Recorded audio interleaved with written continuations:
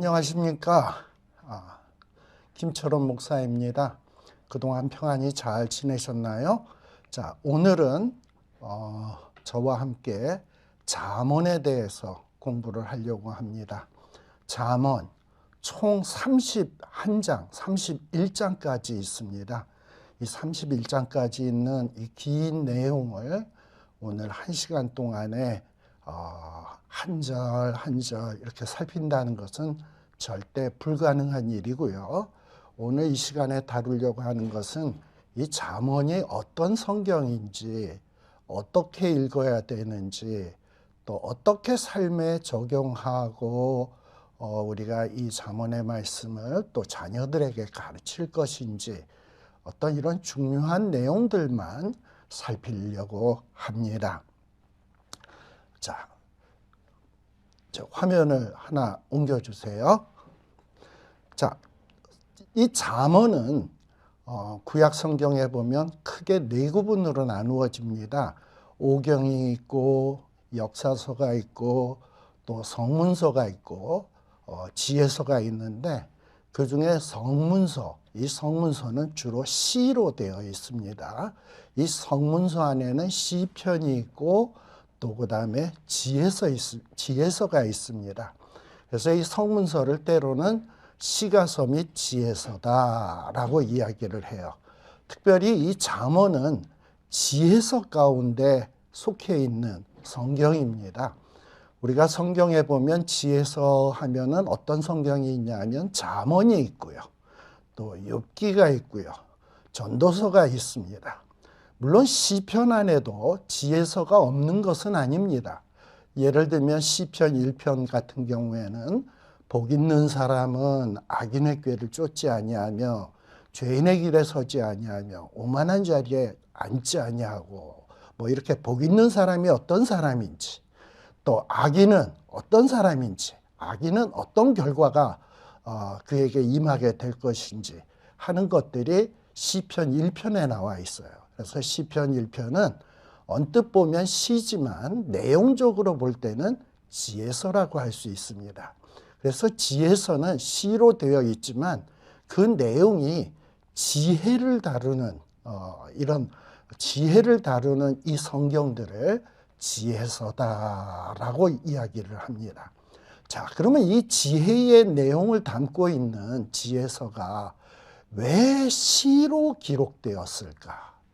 여러분, 이 시라고 하는 것은 특별히 이 소리를 굉장히 중요시합니다. 시에는 운율이 있고 박자가 있어요. 우리가 잘 알다시피 우리가 예전에 중고등학교 다닐 때 우리 한국의 그 시조 같은 것을 공부했잖아요. 예를 들면 태산이 높다 하되 하늘 아래 메이로다.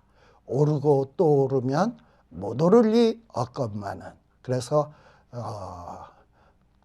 태산이 3, 높다 하되 4, 하늘 아래 4, 메이로다 4. 그래서 3, 4, 4, 4 이러면서 운율이 있고 박자가 있어요. 이게 시의 특징입니다. 그리고 시는 굉장히 어떤 시각적인 이미지를 사용합니다. 또 비유도 사용하고요. 이렇게 시는 이렇게 소리와 이미지를 굉장히 중요시 여깁니다. 자, 그러면 이렇게 시가 소리와 이미지를 강조하는 이유는 뭐냐? 기억하기가 쉬워요. 그리고 이미지는 이 설득하는데 굉장히 필요한 도구입니다. 우리가 그래서 강의할 때도 사람들이 잘 이해할 수 있도록 어떤 이 시청각 도구를 사용하지 않습니까? 여러분들이 오늘 이 강의를 들을 때도 이 PPT를 띄우잖아요. 이렇게 시청각 자료를 띄운다 이 말이에요. 그러면은 그 이미지를 통해서 머릿속에 쏙쏙 들어와요. 그리고 이렇게 운율, 박자가 있으면 기억하기가 쉽고 그리고 잊어먹지를 않아요. 여러분들 가운데서 뭐 국어 시간에 배웠던 수필이나 소설을 지금까지 혹시 암송하고 계신 분 계십니까? 만일에 손을 들어서 저는 암송합니다. 그것도 한두 개가 아니라 여러 개를 암송하고 있습니다. 라고 하신다면 그거는 약간 제정신이 아니라고 생각할 수 있을 것 같아요.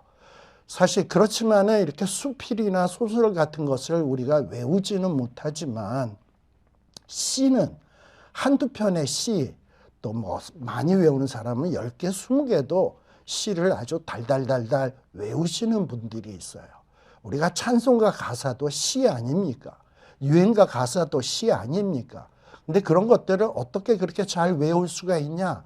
운율이 있고 박자가 있고 어떤 이미지가 분명하기 때문에 그래요. 자, 그러면 이렇게 잠언이 이렇게 시로 기억되었다라고 하는 것은 그 의도가 뭐겠습니까? 잠언의 말씀을 반드시 기억해라. 가능하다면 어떻게 해라? 암송해라. 그리고 이 잠언의 말씀을 그냥 듣고서 끝나는 게 아니라 정말 마음으로 설득을 당해라. 그리고 이 잠언의 말씀을 가지고 자녀들에게 가르칠 때 자녀들을 잘 설득해라.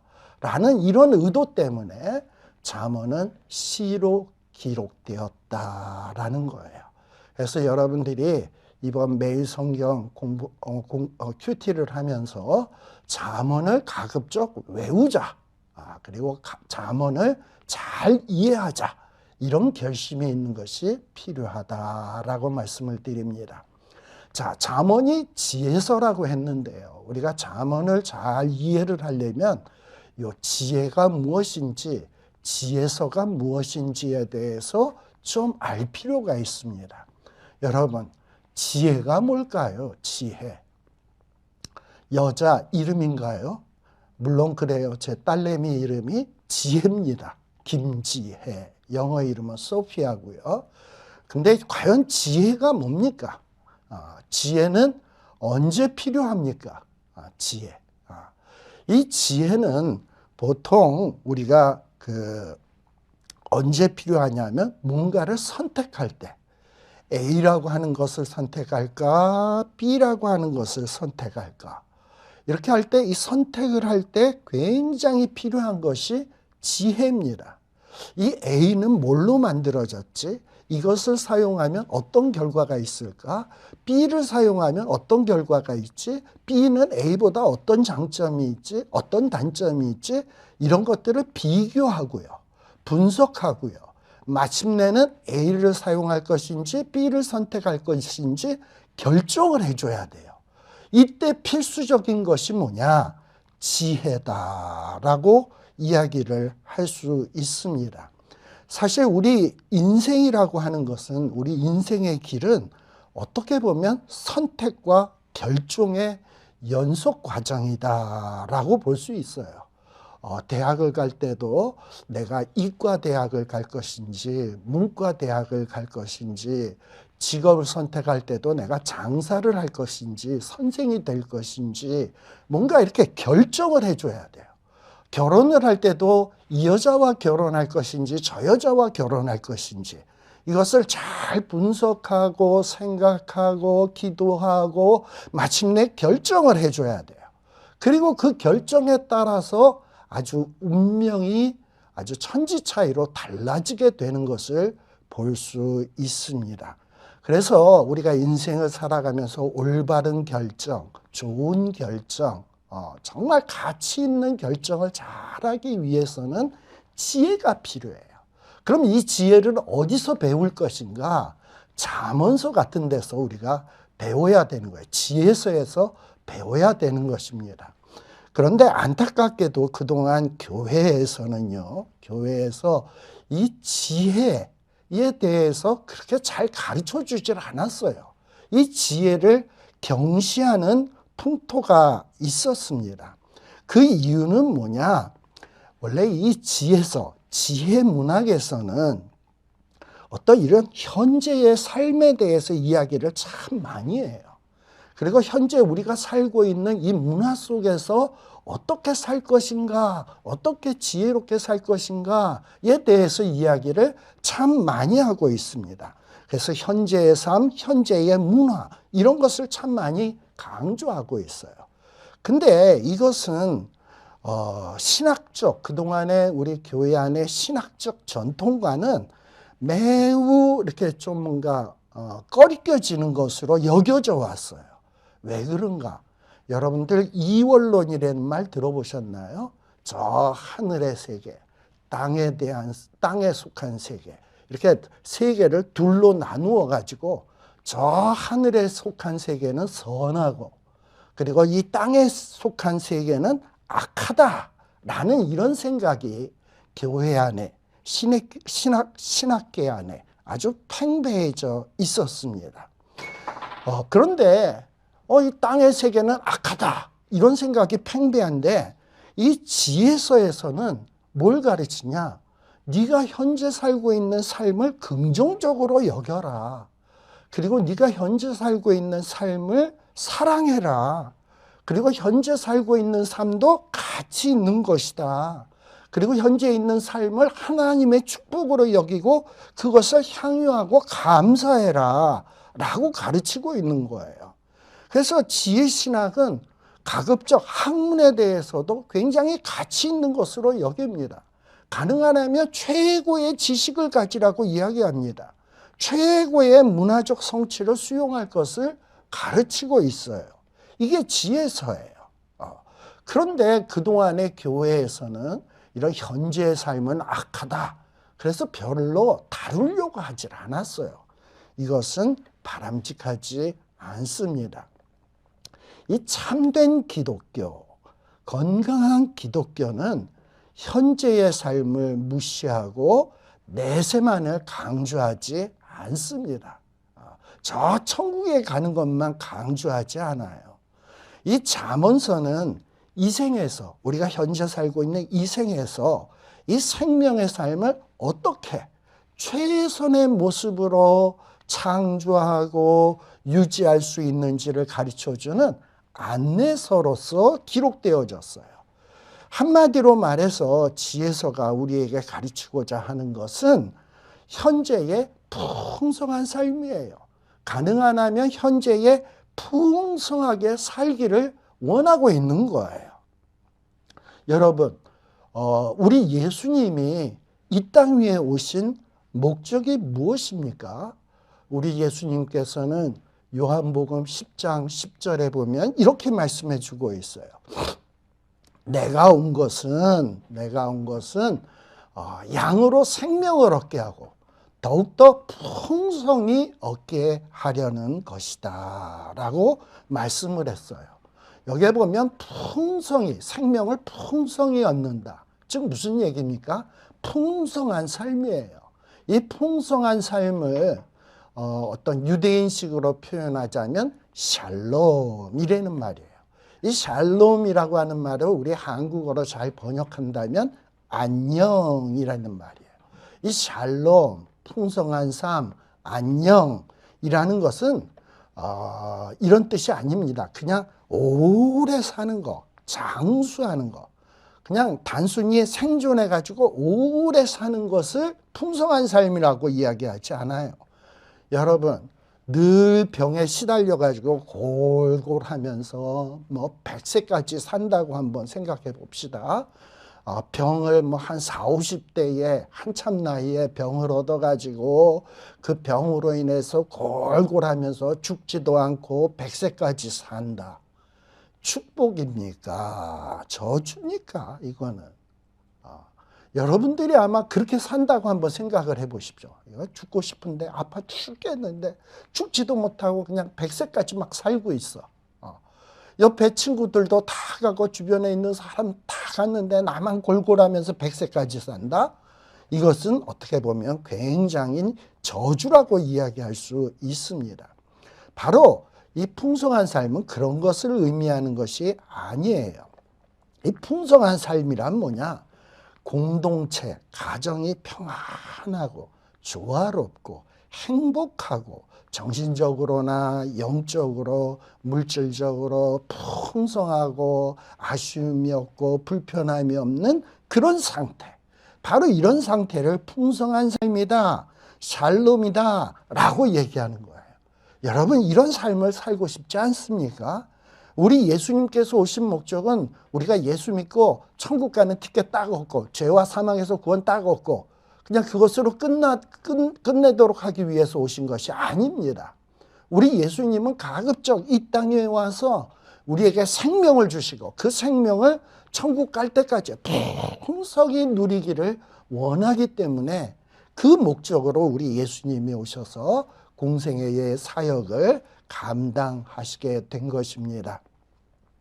성경에 보면 소망이 더디 이루게 되면 그것이 마음을 상하게 하나니 소원이 이루는 것은 곧 생명나무니라. 잠언 13장 12절에 기록해 주고 있습니다. 즉 무슨 얘기냐? 풍성한 삶을 살고 싶어. 근데 풍성한 삶은 현재에는 없고 천국에만 있어. 그래가지고 이게 더디 이루어져. 이렇게 되면 어떻게 된다? 마음이 상한다. 그리고 소원, 빨리 풍성한 삶을 얻고 싶어. 그래서 이 소망이 이루어지는 것은 뭐다? 생명나무다. 이렇게 예수님은 우리에게 풍성한 삶을 주시기 위해서 이 땅 위에 오셨습니다. 이렇게 지혜서는요, 개인이나 공동체에게 이 풍성한 삶을 마지막 죽어서 내세에서나 누려라. 그때까지 기다려라. 라고 요청하지 않습니다. 이 지혜의 풍성한 삶은 바로 이 현재 속에서 우리가 어떻게 선택하고 어떻게 결정하느냐에 의해서 오게 되는 거예요. 우리 예수님께서 약속하신 풍성한 삶의 체험은 지금 여기서 오늘날 저와 여러분들이 지금 여기서 이 땅 위에서 지금의 시간 속에서 우리가 얻을 수 있다라는 것을 꼭 명심을 해야 합니다. 그런데 안타깝게도 오늘날 많은 교회에서 이 같은 견해를 갖고 있지를 않아요.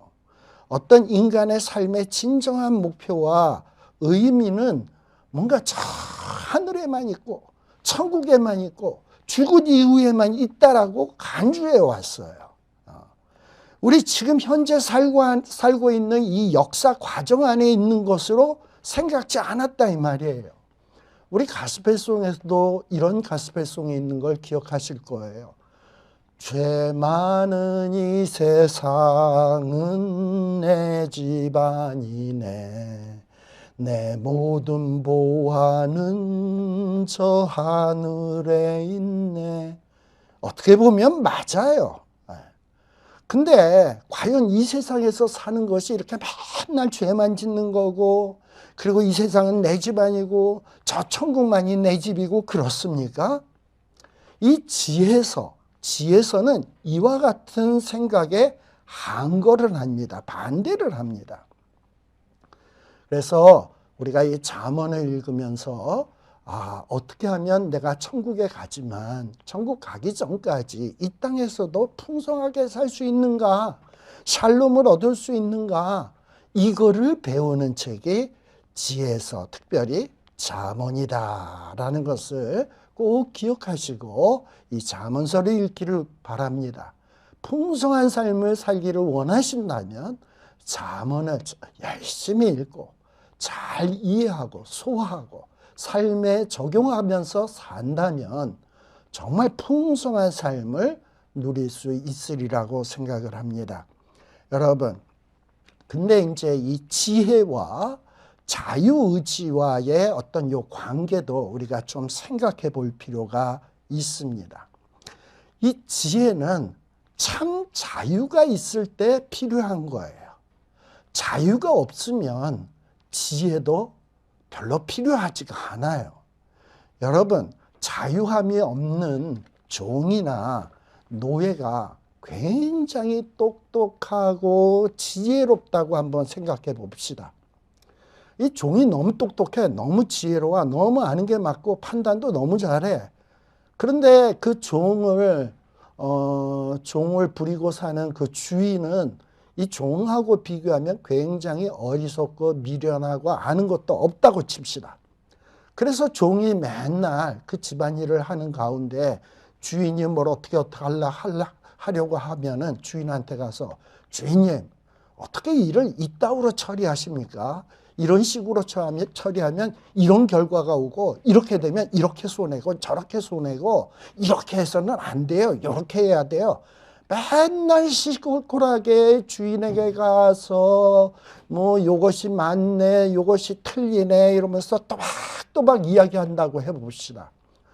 종이 주인에게. 그러면 어떻게 될까요? 네가 주인이냐? 내가 종이냐? 너 나가. 그래서 아마 그 종은 당장에 잘리게 될 것입니다. 오히려 이 종은요, 아는 게 있어도 모르는 것처럼, 아는 게 없는 것처럼, 이게 오히려 더 나아요. 이 종이 똑똑한 척 하면서 주인을 막 가르치려고 하면 정말 견디기 어려운 결과가 오게 될 것입니다. 오히려 종은 판단하지 말고, 판단은 누가 하냐? 주인이 하고, 종은 주인이 시키는 명령에 따라서 충성스럽게 일하는 것이 오히려 종이 그 수명을 오래 연장하고 종으로서 그 집에 오래 있게 될 것입니다. 근데 이 종이 그냥 나서서 맨날 똑똑한 척한다? 그러면 이 종에게는 불행이 찾아올 수밖에 없습니다. 그런데 우리 그동안에 교회 안에서 우리가 무슨 이런 조직신학이나 성경을 배울 때 여러분들이 인간의 전적 부패라는 이야기를 아마 배우셨는 줄 압니다. 이게 무슨 얘기냐? 바울과 어거스틴, 루터로 이어지는 이 교회 전승에 따르면 우리 인간은 타락으로 인해서 인간이 선택할 능력을 상실했다는 거예요. 즉 전적으로 부패했다는 거예요. 사람이 타락했음으로 인해서 사람이 선택하는 것마다 늘 악한 것만 선택하고 마침내 그 사람의 결과는 죽음이다. 뭐 이렇게 가르치는 거예요. 물론 어떻게 보면 이러한 얘기는 일리는 있고 옳아 보입니다. 그런데 우리가 생각해야 될 것은, 그러면 우리가 정말 죄와 사망으로 죽을 수밖에 없었던 사람들인데, 근데 예수님을 믿고 생명을 얻고 중생한 후에도 과연 그런가? 여전히 우리가 중생한 후에도 우리는 여전히 악함으로 아무것도 하지 아니하고, 그리고 스스로 해야 될 선택을 우리는 악하니까 선하신 하나님 손에 맡기는 경우가 많은데, 과연 이것이 옳은 일일까? 이거 한번 생각해 봐야 돼요. 중생한 이후에도 우리는 악하니까 아무것도 안 해야 돼. 그냥 모두 다 하나님 앞에 맡겨야 돼. 이게 바른 태도입니까? 이것은 잘못된 태도예요. 특별히 우리의 기도의 풍습에 이런 모습이 잘 나타납니다. 우리는 기도할 때 하나님, 이 세상에 평화를 가져다 주세요. 이 나라에 행복을 가져다 주세요. 위정자들이 똑바로 정치할 수 있도록 해주세요. 그리고 막 열심히 기도합니다. 열심히 기도합니다. 근데 우리가 막상 이 세상 속에서 해야 될 일은 전혀 하지 않으면서 기도만 합니다. 이것이 과연 올바른 태도입니까? 근데 이 지혜의 교사들은 이런 태도를 보이지 않습니다. 이스라엘의 지혜의 교사가 그렇다고 해서 기도의 능력을 믿지 않은 것이 아닙니다. 이 지혜의 교사들은 이 기도의 능력, 그리고 기도의 필요성 다 잘 알아요. 그런데 그들은 기도하지만 인간의 책임을 모두 다 하나님께 떠넘기기 위해서 기도를 사용하지 않는 것뿐입니다. 여러분, 이 땅 위에 평화, 정의, 복지, 이거 하나님만이 해주시는 거고 우리는 아무런 책임이 없습니까? 아니에요. 이 땅 위에 평화, 정의, 복지를 이루기 위해선 우리는 하나님의 동역자로서 우리가 해야 될 일이 있는 거예요. 우리가 이 일을 성취하도록 하나님으로부터 부름을 받은 것입니다. 그래서 이와 같은 이런 중요한 문제들은 우리 인간이 어떤 선택을 하느냐에 의해서 평화가 주어지기도 하고 정의가 주어지기도 하고 복지가 주어지기도 한다는 것을 꼭 기억해야 합니다. 교회에 많은 사람들이 예수님이 우리를 위해서 죽으셨다, 이 점만을 너무 지나치게 강조함으로써 이 땅 위에서 우리가 책임 있는 삶을 살아갈 수 있도록 왕적인 존재로 부름받고 창조되었다는 사실을 잊고 살아요. 물론 우리 인간이 타락함으로 인해서 왕적인 위치를 잃어버린 것은 사실입니다. 그러나 그것으로 인해서 우리가 그리스도 안에서 새롭게 재창조되면 다시금 왕적인 역할을 할 수 있게 되었다는 사실을 강조하지 않는 것은 큰 문제가 되는 겁니다.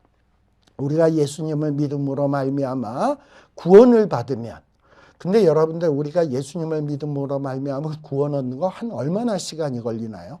5분이면 충분해. 예수님, 저는 예수님이 필요해요. 주님을 영접하겠습니다. 저를 용서해 주세요. 정말 주님을 따라가기를 원합니다. 이러면 주님을 영접하면 우리는 구원받습니다. 근데 이 작업이 끝나는 데까지 한 5분밖에 안 걸려요. 그런데 우리의 삶이 이렇게 예수를 딱 믿고 난 다음에 금방 꼴까닥하고 죽어가지고 천국에 갑니까? 아니에요. 우리는 예수님을 영접하고 예수님을 믿고 난 다음에도 한 50년쯤 더 살아야 됩니다. 구원받으면 바로 이 세상을 떠나서 하늘나라로 가는 것이 아니에요. 구속받은 하나님의 백성으로서 이 세상에서 한 50년 동안 살면서 무언가를 선택하고 결정하고 책임지면서 우리는 이 세상을 살아야만 합니다. 근데 이 살아가는 과정 속에서 우리는 이제는 이 세상에 속한 사람이 아니야. 내 시민권은 저 천국에 있어. 나는 이 세상에 속한 자가 아니라 하나님의 백성이야. 이런 생각을 가지고 이 세상에서 살아야 되는 거예요. 그런데 신앙의 사람으로서 우리는 분명히 이제 신앙의 사람이고 하나님의 사람입니다. 그러나 이 땅에 발 딛고 있는 이 세상 문화 속의 사람입니다. 그러면 이 문화 속에서 어떻게 하나님의 백성답게 살 것이냐? 이거 굉장히 중요한 문제이거든요. 그래서 이 문제를 잘 배울 수 있는 것이 뭐냐? 잠언이다라는 것을 여러분들이 기억해야 합니다. 우리는 예수를 믿고 자유자가 되었어요. 주님 주시는 자유를 가지고 이제 지혜의 근원이신 그리스도를 본받아 우리 하나님께서 원래 의도하신 이상적인 인간의 모습으로 이 땅 위에서 살 수 있게 되었습니다. 이 땅 위에서 이제 하나님의 사람으로서 올바른 선택, 올바른 결정, 올바른 실천을 하면서 이 세상에서 살아야 되는 거예요. 근데 이때의 이 지혜서, 특히 잠언은 이러한 삶에 대한 새로운 접근 방식을 우리에게 가르쳐주고 있어요. 우리가 이것을 배워야 합니다. 우리에게는 자유가 있습니다. 근데 이 자유를 함부로 남용해서는 안 돼. 지혜를 가지고 잘 판단하고 분석하고 옳은 결정을 하고 이러면서 살아야 됩니다. 따라서 이 자유는 참 좋은 것입니다만 이 자유에는 위험도 있어요. 우리가 이 자유 있는 것에 대해서 불평하면서 난 자유 거추장 싫어. 나 책임지기 싫어. 난 그냥 노예로 살고 싶어. 마치 이스라엘 백성들이 광야에서 우리 다시 애굽으로 돌아갈래. 거기는 그냥 맛있는 거 먹을 수 있고 편안하게 살 수 있어. 자유가 없으면 어때? 이러면서 애굽으로 돌아가려고 했어요. 이거 얼마나 어리석은 짓입니까? 우리가 자유를 거추장스럽게 여기고 노예로 돌아가려고 해서는 안 된다 이 말이에요. 물론 자유에는 위험이 동반되는 것은 사실입니다. 다윗과 솔로몬 자유가 있었어요. 근데 이 다윗과 솔로몬이 이 자유를 오용함으로 인해서 남용함으로 인해서 얼마나 무시무시한 일들이 다윗의 생애에 벌어집니까? 또 솔로몬 때문에 솔로몬이 자유를 남용한 것 때문에 얼마나 이스라엘 역사에 재앙적인 역사가 벌어지게 되었습니까? 이와 같이 이 자유에는 책임이 따른다. 이 책임이 따른다라는 거예요. 자, 그러면 우리는 이 자유를 가지고 올바른 지혜를 활용해서 올바른 결정을 해야 되는데, 자, 어떻게 해야 될 것인가? 이 지혜서는 우리에게 분명히 선언을 해줍니다. 뭐라고 선언을 하느냐? 너가 가진 지혜를 가지고, 너가 가진 자유를 가지고 올바른 지혜를 활용하기를 원해? 그러면 이 지혜의 근본이 뭔지를 알아야 돼. 그래서 잠언 1장 7절에 보게 되면 여호와를 경외하는 것이 지식의 근본이다. 뭐가 지식의 근본이라고요? 여호와를 경외하는 것이 지식의 근본이다. 그리고 여호와만 경외하느냐? 여호와 하나님께서 이 땅 위에 보내신 예수 그리스도를 경외하고 신뢰하고 하면 이 지식의 근본이 이루어지게 되는 거예요. 뿐만 아니라 지식의 근본만 이루어질 뿐만 아니라 우리가 하나님이 주시는 이 지혜를 가지고 그리고 이 지식의 근본을 가지고 정말 우리에게 주신 자유를 가지고 여호와를 경외하면서 그리스도를 경외하면서 살아가려고 막 노력을 하면 우리 하나님께서 우리에게 필요한 모든 것들을 챙겨주십니다. 또 그뿐인 줄 아십니까? 보혜사 성령을 우리 가운데 보내주실 거예요. 그리고 이 보혜사 성령을 통해서 우리를 진리 가운데로 인도해 주실 것입니다. 요한복음 14장 26절을 보세요. 보혜사 곧 아버지께서 내 이름으로 보내실 성령, 그가 너희에게 모든 것을 가르치고 내가 너희에게 말한 모든 것을 생각나게 하리라. 우리가 하나님을 경외하면서 하나님이 기뻐하는 지혜가 뭐지? 하나님이 기뻐하는 자유로운 결정이 뭐지? 이거를 막 사모하면서 잠언을 읽고 막 암송을 하고 기억을 하고 마음의 소화를 하고 이러고 살아가다 보면 생각지 않은 순간에 어떤 결정적인 순간에 성령 하나님께서 쑥 하고 내 머릿속에 말씀이 생각나게 하시고 이 순간에 어떻게 해야 될 것인가를 가르쳐 주시고 막 이런 것들을 경험하게 됩니다. 그때에 우리에게 풍성한 삶이 펼쳐지게 되는 거예요. 또 요한복음 16장 13절에도 그러나 진리의 성령이 오시면 그가 너희를 모든 진리 가운데로 인도하시리니 그가 스스로 말하지 아니하고 오직 들은 것을 말하며 장래의 일을 너희에게 알리시리라 라고 말씀해 주셨어요. 진리의 성령이 우리를 인도하신대요. 우리를 이끌어 주신대요. 이 얼마나 귀한 일입니까? 자, 그래서 우리가 이 잠언을 통해서 여호와를 경외함으로 지식의 근본을 우리의 이 심령 속에 딱 갖추어야 돼. 이 지혜가 뭔지를 딱 올바로 알아야 돼. 그리고 그렇게 살다가 보면 성령님이 도와주시고 주님이 도와주시고 하나님이 우리에게 모든 것을 채워주실 줄 믿습니다. 이런 것을 경험할 수 있는 여러분들이 되시기를 바랍니다. 우선 이렇게 지혜서의 어떤 대략적인 내용을 했고 이제 본격적으로 이제 이 잠언이니까 잠언에 대해서 좀 우리가 살피도록 하겠습니다.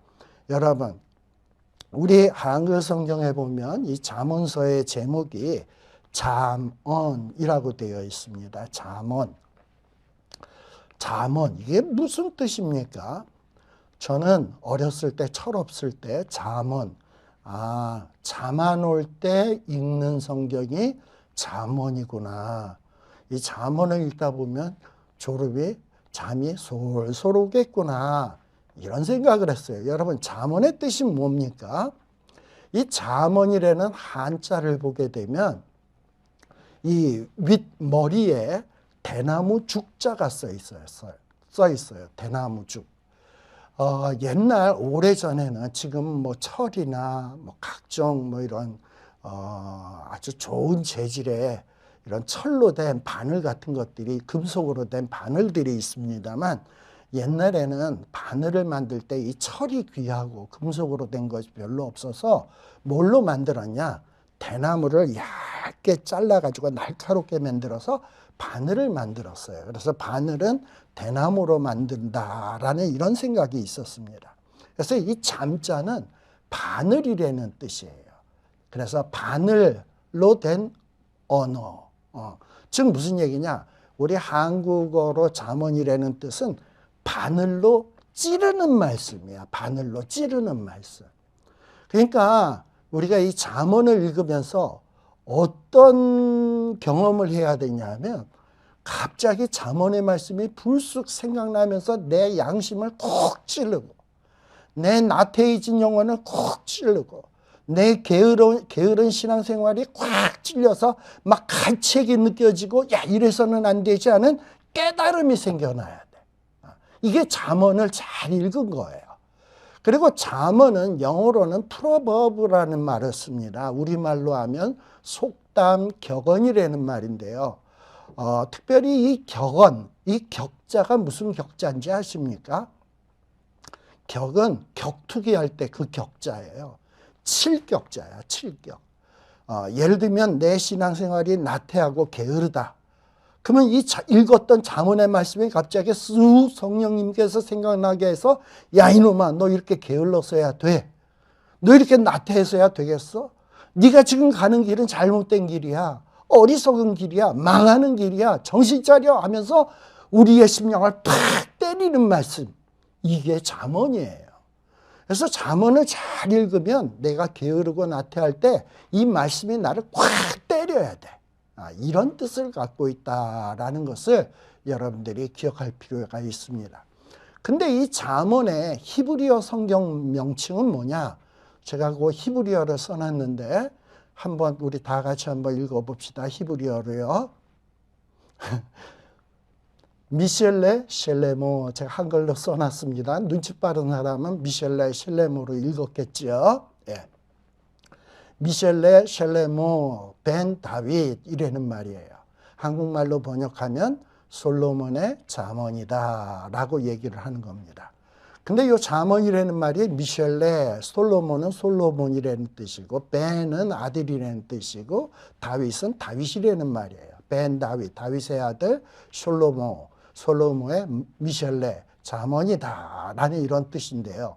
이 미셸레라고 하는 말은 이 히브리어로 원어로 원형이 마샬이라는 말인데 이 마샬의 뜻에는 두 가지 뜻이 있어요. 하나는 지배하다, 또 하나는 닮았다라는 뜻이에요. 이 지배한다라는 이 의미에서 유래돼서 이 잠언은 어떤 거냐? 강력한 말이라는 거야. 강력하게 나를 꽉 때리고 그리고 강력하게 나를 콕 찌르는 말이라는 것이 마샬이란 잠언이라는 뜻이에요. 또한 우리 조금 전까지 언급하지 않았던 잠언, 이 마샬이라고 하는 말이 담고 있는 뜻이 뭐냐면 닮았다라는 거예요. 닮았다. 우리가 어렸을 때 무슨 공작을 하다 보면 뭘 만들다 보면 모형이 있죠. 설계도가 있고 견본이 있고요. 그래서 그 견본이나 모형을 보면서 비슷하게 만들잖아. 비교해 가면서. 바로 그런 뜻이에요. 그래서 이 잠언은 우리에게 단순한 삶의 규칙, 단순한 어떤 명령의 모음집이 아닙니다. 이 잠언은 단순한 명령의 모음집이 아니라 이 잠언의 말씀을 딱 읽고 난 다음에 이 뜻이 무슨 뜻이지? 이 말씀이 담고 있는 원리가 뭐지?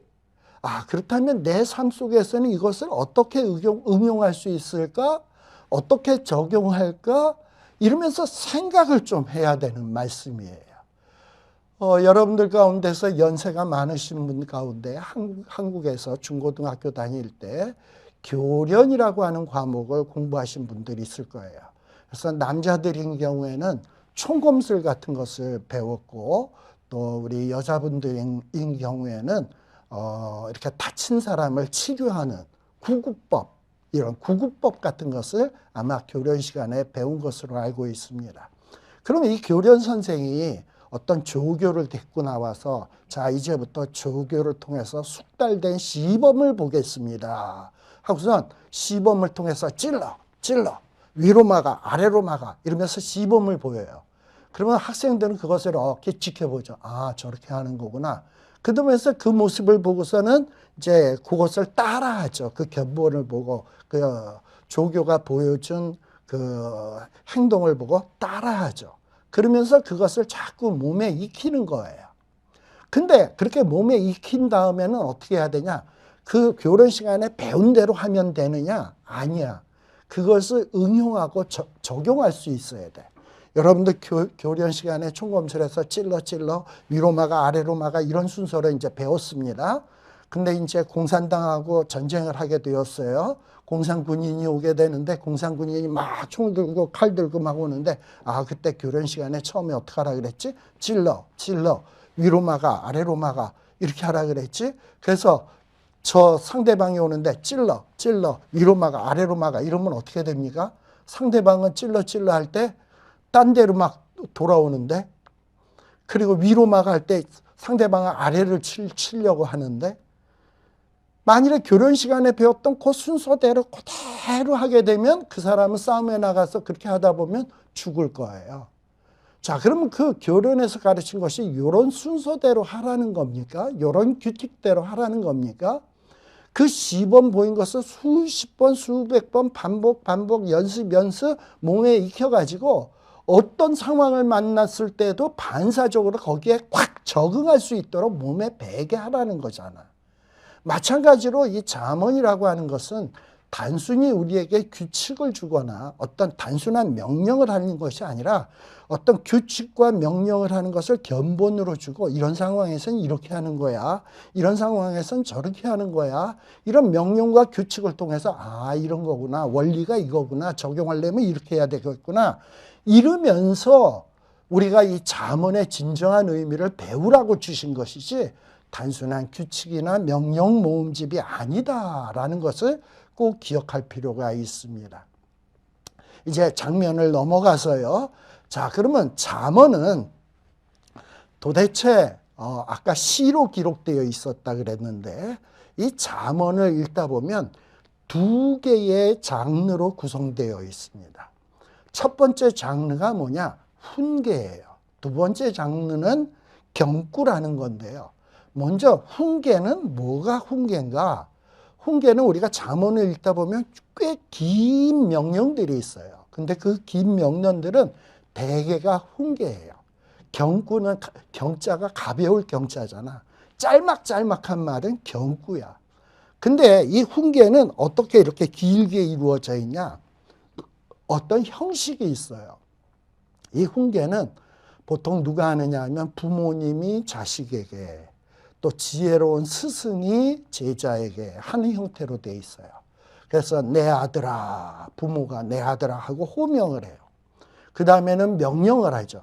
나의 법을 잊어버리지 말고 내 마음으로 나의 명령을 지켜라 하고 명령을 해요. 자, 근데 이 명령을 왜 하느냐? 명령을 하는 동기가 무엇인가를 설명해 주는 게 이 훈계의 특징 가운데 하나예요. 왜 네가 내 명령을 지켜야 되느냐? 왜 네가 내 법을 잊어버리지 말아야 되느냐? 이 법을 잊어버리지 말고 명령을 지켜야 네가 장수할 수 있고 많은 해를 누릴 수 있고 평강을 더할 수 있으니까, 이게 동기니까 너는 내 법을 잊어버려서는 안 돼. 내 마음으로 나의 명령을 지켜야 돼. 이런 식으로 설명을 하고 있어요. 또 때로는 또 명령이 나와요. 인자와 진리로 내게서 떠나지 않게 하고 그것을 내 목에 매며 마음판에 새겨라. 이러고 명령을 해요. 그리고 그 다음에는 또 뭘 설명하냐? 그러면 어떤 결과가 있을 것인지를 설명을 해줘요. 이렇게 너가 하나님 인자와 진리로 하나님에게서 떠나지 않고 부모에게서 떠나지 않고 그것 부모의 말씀을 목에 매며 마음판에 새기면 어떻게 되느냐? 하나님과 사람 앞에서 은총과 귀중히 여김을 받는 결과를 체험하게 될 거야. 그래서 이 훈계는 단순히 명령하는 게 아니라 왜 이 명령을 하는지 동기를 설명을 해. 왜 이런 명령을 하게 되는지, 그 명령을 순종했을 때 결과가 무엇인지를 설명해 주므로 그 명령을 더욱더 잘 순종하도록 유도하는, 이게 바로 훈계예요. 그래서 이 훈계의 내용을 잘 읽다 보면 이 하나님이 혹은 부모가 우리에게 이런 명령을 하는 그 이유가 무엇이구나. 이 명령을 순종하면 결과가 무엇이구나. 그러니 원리가 이런 거구나. 그러니 내 삶에서 이렇게 적용해야 되겠구나. 라는 것을 알 수 있게 되는 겁니다. 그래서 이 훈계의 명령들을 잘 여러분들이 묵상을 해야 되겠다. 그리고 두 번째 장르가 뭐라 그랬죠? 경구. 짤막짤막한 문장이에요. 짤막짤막한 문장. 이 짤막한 문장은 굉장히 여러 아주 좋은 말씀들이 참 많아요. 근데 이것은 굉장히 짤막해요. 자, 예를 들면 지혜로운 아들은 아비로 기쁘게 하거니와 미련한 아들은 어미의 근심이니라. 잠언 10장 1절이에요. 근데 잠언 10장 2절에 보면 PPT에 나와 있지 않습니다만 여러분들이 잠언 10장 1절이 딱 끝났으면 그 다음에 뭐 1절하고 연관된 말씀이 나와야 될 것 같은데 10장 2절에 보게 되면 뭐라고 나오냐?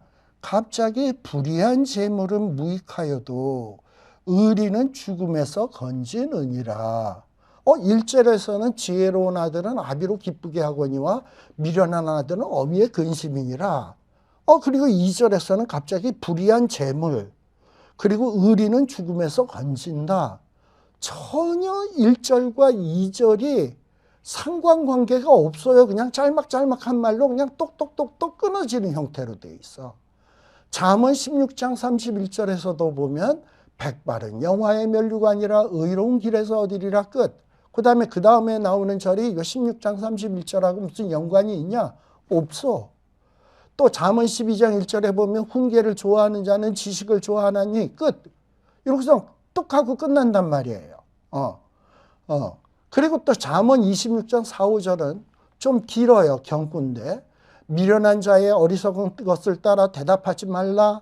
두렵건대 내가 그와 같을까 하노라. 여기 한 달라. 그 다음에 미련한 자의 어리석은 것을 따라 그에게 대답하라. 두렵건대 그가 스스로 지혜롭게 여길까 하노라. 이러면서 뭔가 이렇게 짤막한 말로서 되어진 것이 경구다. 이 경구에 대해서는 조금 이따 다시 설명하도록 할게요. 그래서 잠언에는 훈계가 있고 경구가 있구나 라는 것을 여러분들이 기억을 하시고, 특별히 훈계를 읽을 때는 이 명령을 하는 동기가 무엇이지? 이 명령의 결과는, 이 명령을 순종했을 때의 결과는 무엇이지? 이걸 자꾸 묵상하라 했습니다. 그리고 이 경구들은 논리적인 순서는 없지만 자꾸 반복해서 읽고 암송하도록 해야 돼요. 그리고 이게 무슨 뜻일까를 생각을 해야 됩니다. 자, 이렇게 잠언은 어려운 듯 하면서도 굉장히 매력적인 책입니다. 사실요, 이 잠언은 이 구약의 율법서라든지 또는 역사서라든지 하고 비교했을 때 이 잠언은 굉장히 이 시공간의 간격을 느끼지 못할 정도로 우리의 마음에 확 와닿습니다. 특별히 율법서 같은 경우에는 모세 당시의 사람들에게 주신 말씀이잖아. 그러다 보니까는 모세를 통해서 이스라엘 백성들에게 주신 이 의식법 같은 말씀을 읽다 보면 이게 나랑 무슨 상관이야? 이런 걸 오늘날 무슨 우리의 삶에 적용을 해? 전혀 마음에 와닿지 않는 경우가 있어요. 예를 들면 소가 들이받았을 때 얼마로 배상을 해라. 우리 요즘 시절에 소가 무슨 들이받는 일이 생기고 이런 일이 생기나? 전혀 마음에 와닿지 않는 얘기들이 굉장히 많단 말입니다. 그런데 이 잠언에 나오는 경구라든지 훈계의 말씀들을 보면 이 말씀들은 옛날에도 맞는 얘기고 지금도 맞는 얘기고 앞으로도 맞는 것 같은 얘기들이 참 많아. 언제나 어느 시기에나 쫙쫙 와닿는 말씀들이 이 잠언에 무지무지 많습니다. 그러니까 참 잠언이 좋아요. 그리고 그뿐만 아니라 이 율법서나 역사서나 선지서는 이스라엘 사람들의 어떤 종교, 신앙을 위해서 주어진 말씀인데, 잠언은 이스라엘 사람들만이 아닌 일반 다른 민족, 다른 이방인들에게도 다 마음에 와닿을 수 있는 말씀으로 되어진 것이 잠언이에요. 그래서 이 잠언은 상당히 우리에게 부담감이 없고, 심지어는 이 잠언을 불신자에게 가르쳐도 불신자들도 참 좋은 말씀이네, 이거 참 우리 삶에 적용해야 되겠네 하는 친근한 말씀들이 이 잠언에 참 많이 있어요. 그래서 이 잠언이 참 마음에 와닿고요, 매력적이다. 그럼 잠언이 이렇게 좋기만 하냐? 잠언을 읽으면서 조심해야 될 점, 주의해야 될 점이 있어요. 여러분, 이 지혜 문학, 지혜서의 속성을 제대로 이해 못하면 이 잠언을 굉장히 잘못 해석하고 적용하기가 쉽습니다.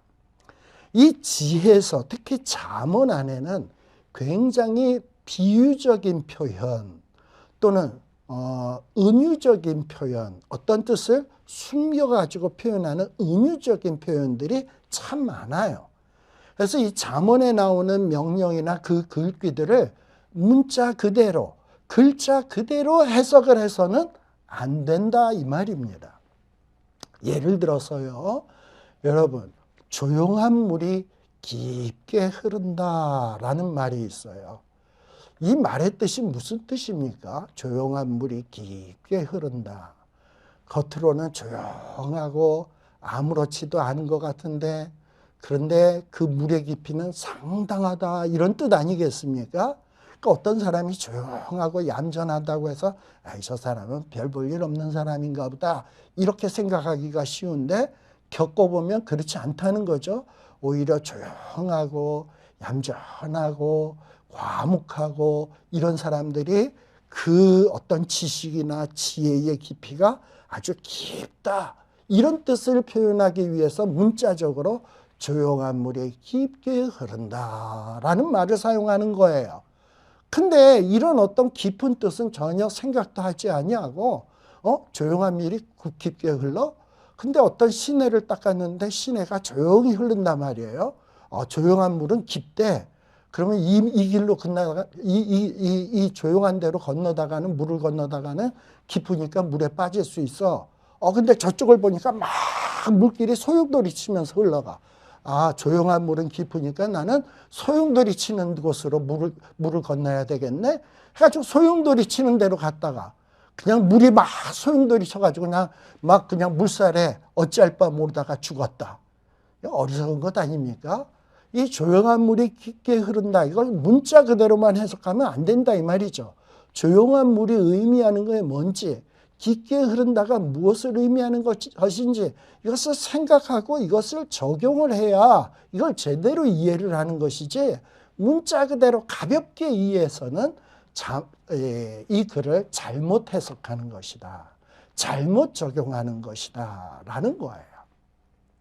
그래서 이 잠언이 어떤 삶의 규칙, 문자 그대로 삶의 규칙으로 사용하도록 의도된 것이 아니다 라는 것을 꼭 명심을 해야 됩니다.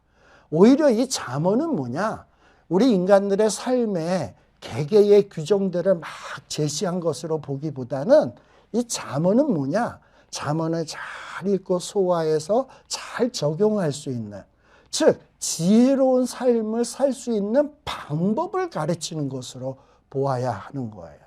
우리 총검술을 가르치는 게 뭡니까? 그대로 따라하라는 거예요.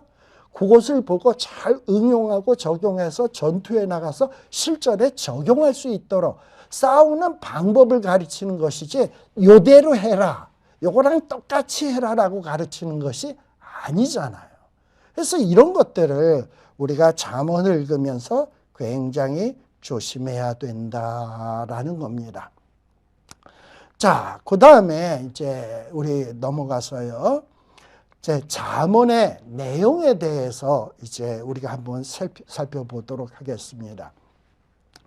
제가 아까 잠언에는 훈계가 있고 경구가 있다 그랬어요. 특별히 경구인 경우 너무 짤막짤막한 말씀으로 연속되어 있기 때문에 이 말씀 다음에 왜 이 말씀이 나오지? 이 말씀과 이 말씀의 관계가 무엇인지 도무지 알 길이 없는 말씀들이 막 연속되어 있는 경우가 참 많이 있어요. 그런데 이것을 어떻게 해서든지 연결시켜 보려고 어떤 논리적 순서가 있을까? 어떤 흐름이 있을까? 막 이것을 찾아내려고 노력하는 사람들이 있단 말이에요. 근데 그게 쉽지가 않거든요. 그리고 이 잠언의 이 경고들이 왜 이런 순서로 되어 있는지, 왜 이렇게 편집이 되어 있는지 이것도 알 길이 없어요.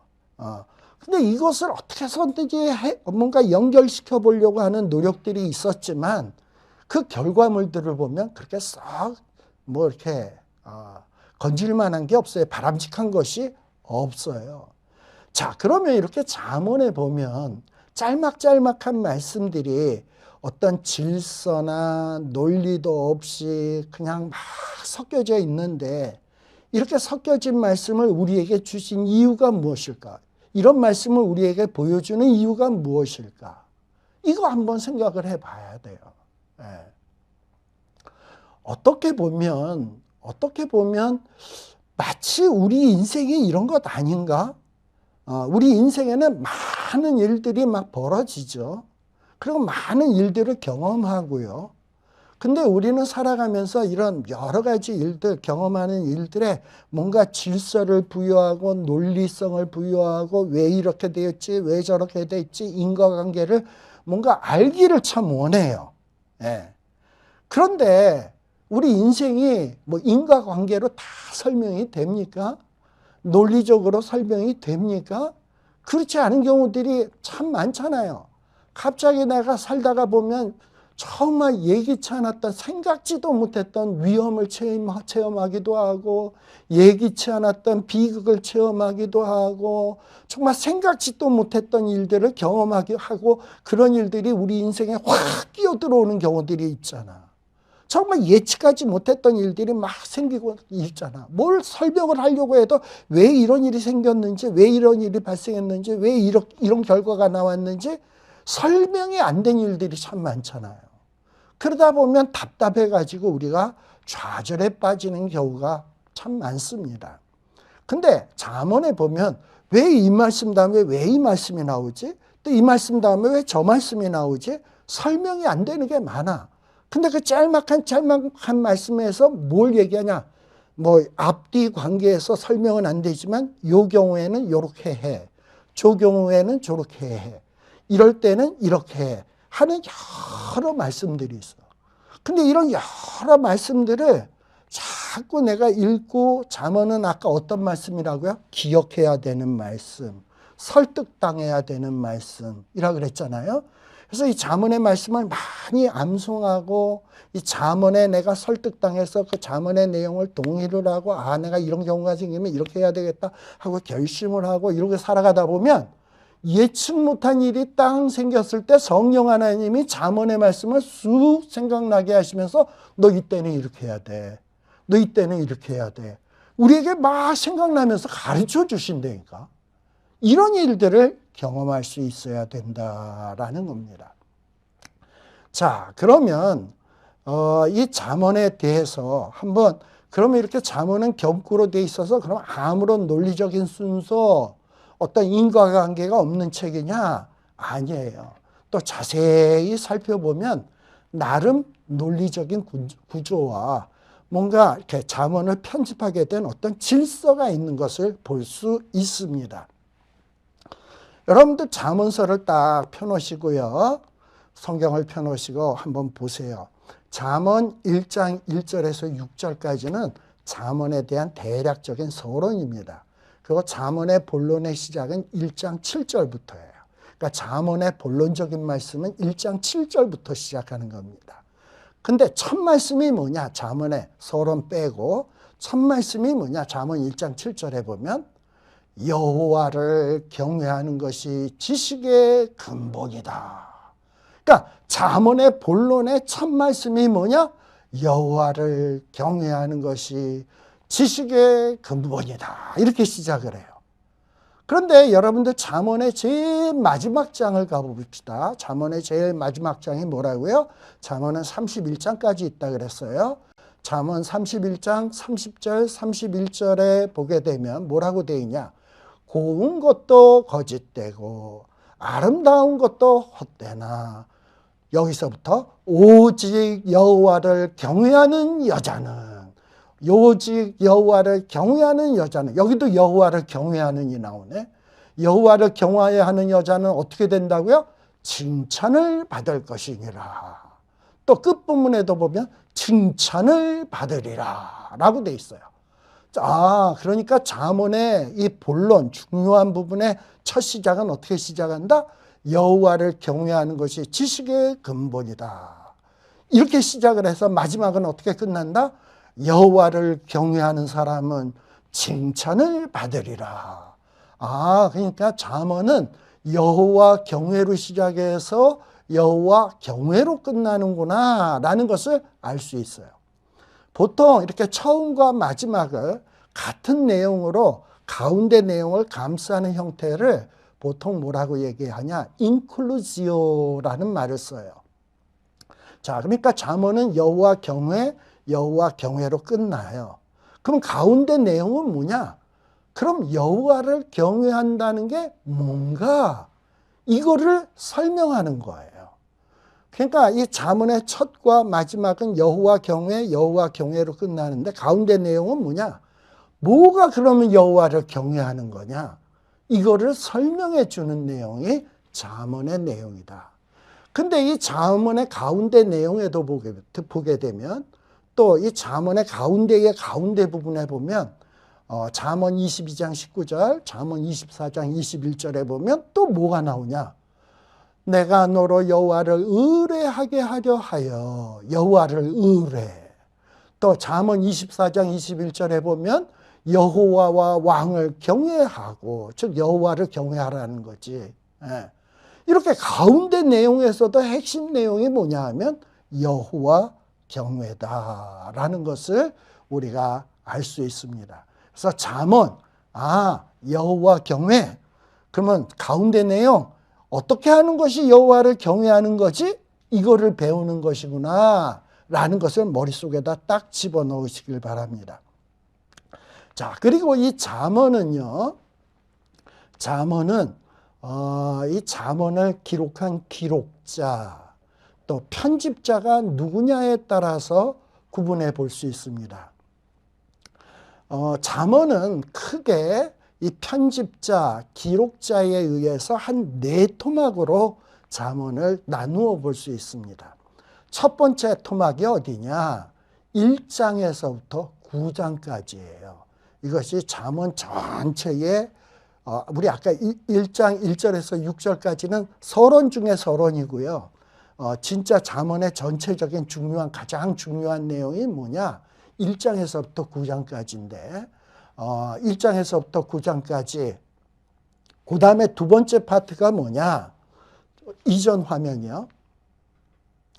두 번째 파트는 이제 10장 1절에서부터 22장까지 나오는 내용이에요. 여러분들 한번 성경을 펴서 한번 보세요. 1장 1절 하면 뭐라고 시작을 합니까? 우리 아까 다윗의 아들 솔로몬의 잠언이라 라는 말씀으로 시작을 했어요. 근데 10장 1절은 솔로몬의 잠언이라 라고 돼 있어요. 차이점. 1장 1절과 10장 1절의 차이점. 1장 1절에서는 다윗의 아들 솔로몬의 잠언이다. 10장 1절은 솔로몬의 잠언이다 라고 돼 있어요. 또 잠언 25장 1절에 보면 또 뭐라고 되어 있느냐? 거기에는 이것도 솔로몬의 잠언이요 유다 왕 히스기야 신하들의 편집한 것이다 라고 말씀을 하고 있어요. 또 잠언 30장 31장에 보면 특별히 30장 1절에는 이 말씀은 아게의 아들 아굴의 잠언이니 31장 1절은 르무엘 왕이 말씀하신 바 곧 그 어머니가 그를 훈계한 잠언이라. 자, 그래서 이 4토막을 나눌 때 그 각각의 토막의 첫 번째에 무슨 얘기가 나오냐? 이 잠언은 누구의 잠언이다. 이 잠언은 이것도 솔로몬의 잠언이다. 근데 이거는 히스기야 때 편집한 것이다. 이거는 아굴의 잠언이다. 이거는 르무엘 왕의 말씀인데 그 어머니가 그를 훈계한 잠언이다. 요 각 토막의 첫 번째 나오는 말을 통해서 잠언을 구분해 볼 수 있습니다.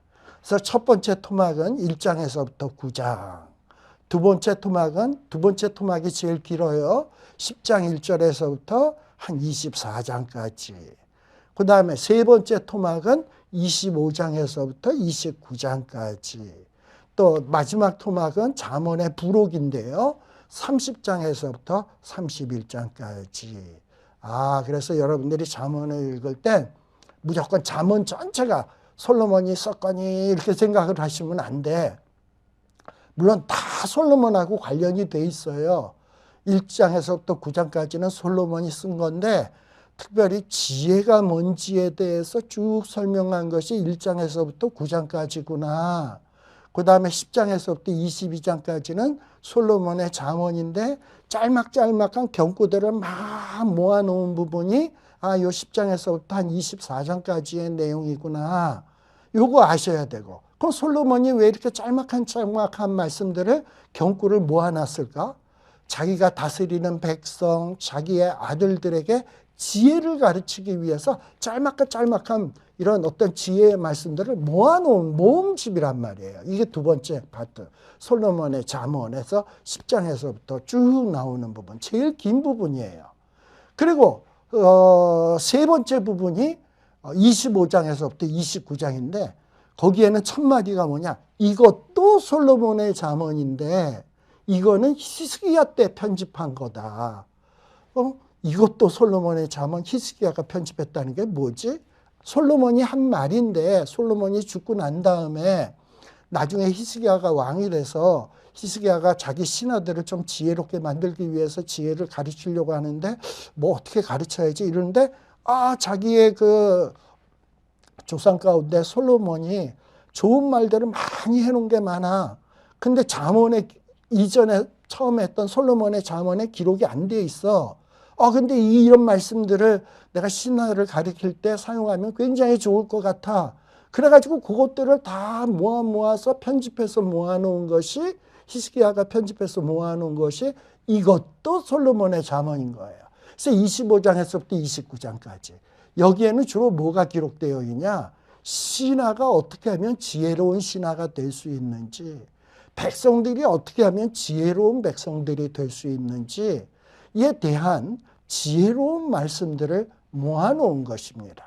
그리고 마지막 부분 30장에서부터 31장까지는 잠언의 부록이에요. 근데 잠언의 부록에 보면 아굴의 잠언이다. 르무엘의 왕, 르무엘 왕 이렇게 나오는데 아굴과 르무엘도 다 솔로몬하고 관련이 있는 사람입니다. 아마도 아굴은 솔로몬 통치 시대 때 솔로몬의 신하 가운데서 굉장히 지혜로웠던 신하 가운데 한 사람인 것 같아요. 또 르무엘 왕 같은 경우에 다윗 솔로몬 때 주변의 모든 나라 조그만 나라들을 다 정복하고 식민지로 다스렸잖아요. 그런 어떤 왕, 그 솔로몬이 다스리는 조그만 나라의 어떤 왕 혹은 방백 중에 하나가 르무엘 왕이 아닌가. 그러니 아굴과 르무엘도 솔로몬하고 관련이 있다.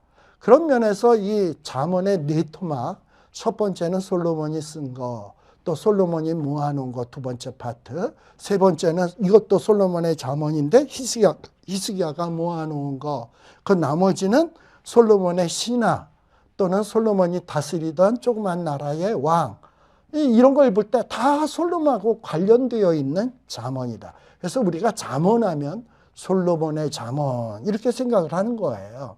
그렇지만 엄밀한 의미에서 잠언의 모든 말씀을 솔로몬이 썼냐? 그건 아니다라는 것을 여러분들이 기억을 하시고 읽으셔야 된다 이 말입니다. 자, 그러면 이제 세부적으로 들어가서 좀 살펴보도록 하겠습니다. 조금 전까지 제가 잠언은 네 토막으로 나누어진다라는 거 말씀을 드렸어요. 이제부터는 그 잠언의 각각의 토막, 첫째 토막, 둘째 토막, 셋째 토막, 넷째 토막을 어떻게 이루어졌는가, 어떤 내용인가, 우리가 거기에서 뭘 배워야 되는가, 그리고 그것을 내가 어떻게 활용할 수 있는가 하는 거에 대해서 말씀을 드리려고 합니다. 자, 잠언의 첫 번째 토막에 해당되는 부분이 아까 잠언 1장에서부터 9장까지다 라고 제가 말씀을 드렸죠. 바로 이 부분이 지혜의 예찬에 해당되는 내용이에요. 자, 근데 1장에서부터 9장까지에 나온 내용을 여러분들이 그 도표를 보시면 거기 보면 뭐 A, B, C, D 뭐 이런 거 쭉 나와 있죠. 자, 근데 제일 위에 보면 A, 지혜가 필요한 이유, A 다시 지혜의 결론, 그래서 지혜, 대칭이 돼요. 그 다음에 나오는 내용이 뭡니까? 여호와를 경외하는 것이 지식의 근본이다 라고 되어 있어요. 근데 B-에도 보면 여호와를 경외하는 것이 지식의 근본이다 라는 얘기가 또 나와요. 이래서 대칭이 돼요. 잠언 1장에서부터 9장까지 아무렇게나 기록된 게 아니라 뭔가 이런 대칭 구조로 되어 있구나. 앞과 뒤, 앞과 제일 마지막, 또 그 다음 이런 식으로 대칭이 되는구나. 그 다음에 C에는 또 뭐냐? 말씀에 순종해야 된다. C-에는 말씀에 순종해야 된다. 또 D와 D-에는 지혜에 순종해야 된다. D-에도 지혜에 순종해야 된다. 뭐 이런 식으로 대칭 구조로 되어 있구나 라는 것을 우리가 알 수 있습니다. 자, 그러면 이 잠언 1장에서부터 9장까지가 이렇게 대칭 구조로 되어 있다라는 걸 대략적으로 여러분들이 머리에다 넣어 두시고요.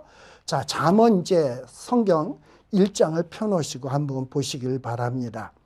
잠언 1장에 보게 되면 1장 1절은 아까 다윗의 아들 솔로몬의 잠언이다. 저자가 누구인지에 대해서 설명을 했죠. 네. 자, 그런데 이 잠언은 분명하게 잠언의 저자가 누구인가에 대해서 밝히고 있어요. 다윗의 아들 여러 아들들이 있습니다. 우리 제일 맏아들이었던 암논이라는 아들도 있고, 그 다음에 뭐 압살롬이라는 아들도 있고, 또 아도니아라고 하는 아들도 있고, 또 바세바가 낳은 아들들도 4명이나 있어요. 그 중에서 솔로몬은 제일 말째입니다. 그러니까 이 다윗의 아들들이 얼마나 많은지 몰라요. 근데 그 중에서 솔로몬은 딱 한 사람이잖아. 이렇게 잠언을 누가 썼냐? 다윗의 아들 솔로몬이 썼다라고 분명히 성경에는 얘기하고 있는데, 이상하게 이 자유주의 학자들은 이 잠언의 저자가 솔로몬이 아닌 것 같다라고 주장하는 사람들이 있어요. 우리가 열왕기상 1, 2장에 보게 되면 솔로몬이 처음에 결혼했을 때 애굽 여자와 결혼한 것을 알 수 있어요. 애굽 여자와 결혼을 하다 보니까 애굽하고 굉장히 교류 관계가 많았겠죠. 그러다 보니 거기에서 착안을 딱 해가지고 자유주의자들이 뭐냐? 야, 이 솔로몬은 애굽의 사위 아니냐? 바로의 사위 아니냐? 그 와이프가 애굽 여자 아니냐? 그러니까 애굽하고 굉장히 많이 결탁되어 있는 자다. 근데 그가 애굽하고 결탁해서 애굽의 여러 문명이 발달한 지혜문들이 있는데 그런 거를 공부를 했고 거기에서 그냥 표절에다가 잠언을 기록한 거다.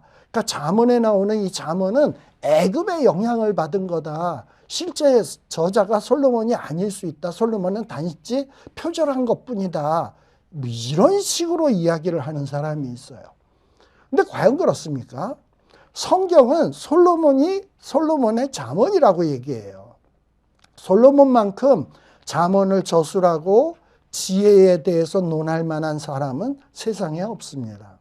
여러분, 뭘 연구할 때 필요한 것이 몇 가지 요소가 있어요. 뭘 연구해서 좋은 결과를 내려면 첫째 뭐가 있어야 되냐? 첫째는 지혜가 있어야 돼. 그리고 뭘 연구를 하려면 어떤 힘도 좀 있어야 돼. 권력도. 그리고 또 연구를 하려면 돈도 있어야 돼. 근데 솔로몬은 지혜, 권력, 돈, 이 모든 것을 다 가진 자야.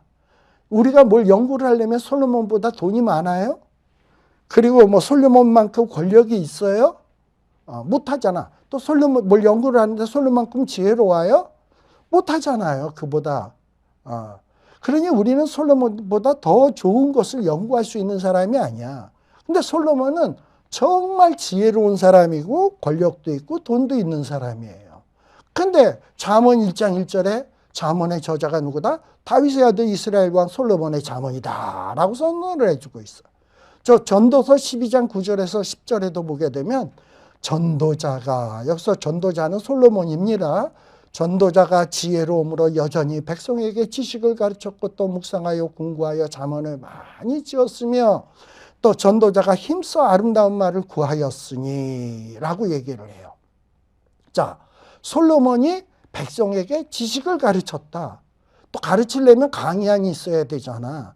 그래서 묵상하고 궁구해서 잠언을 많이 지었다. 그러니까 잠언은 솔로몬이 저자지.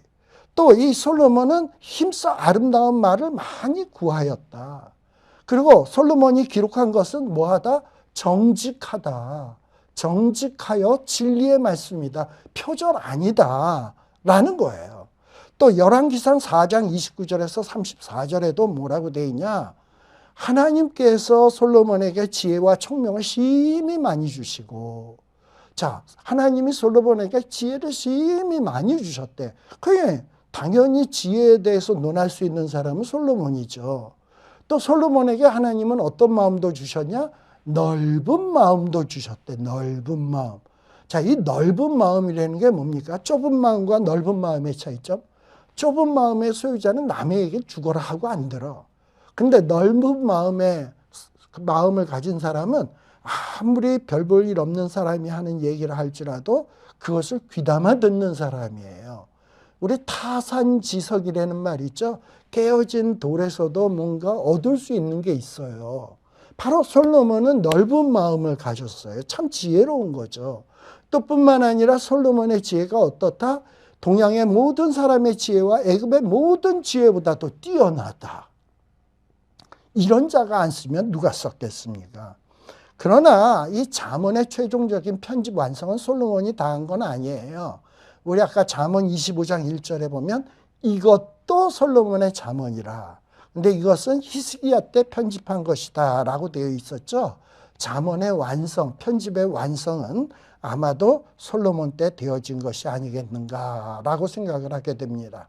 자, 그 다음에 잠언의 목적이에요. 잠언을 주신 목적은 무엇인가?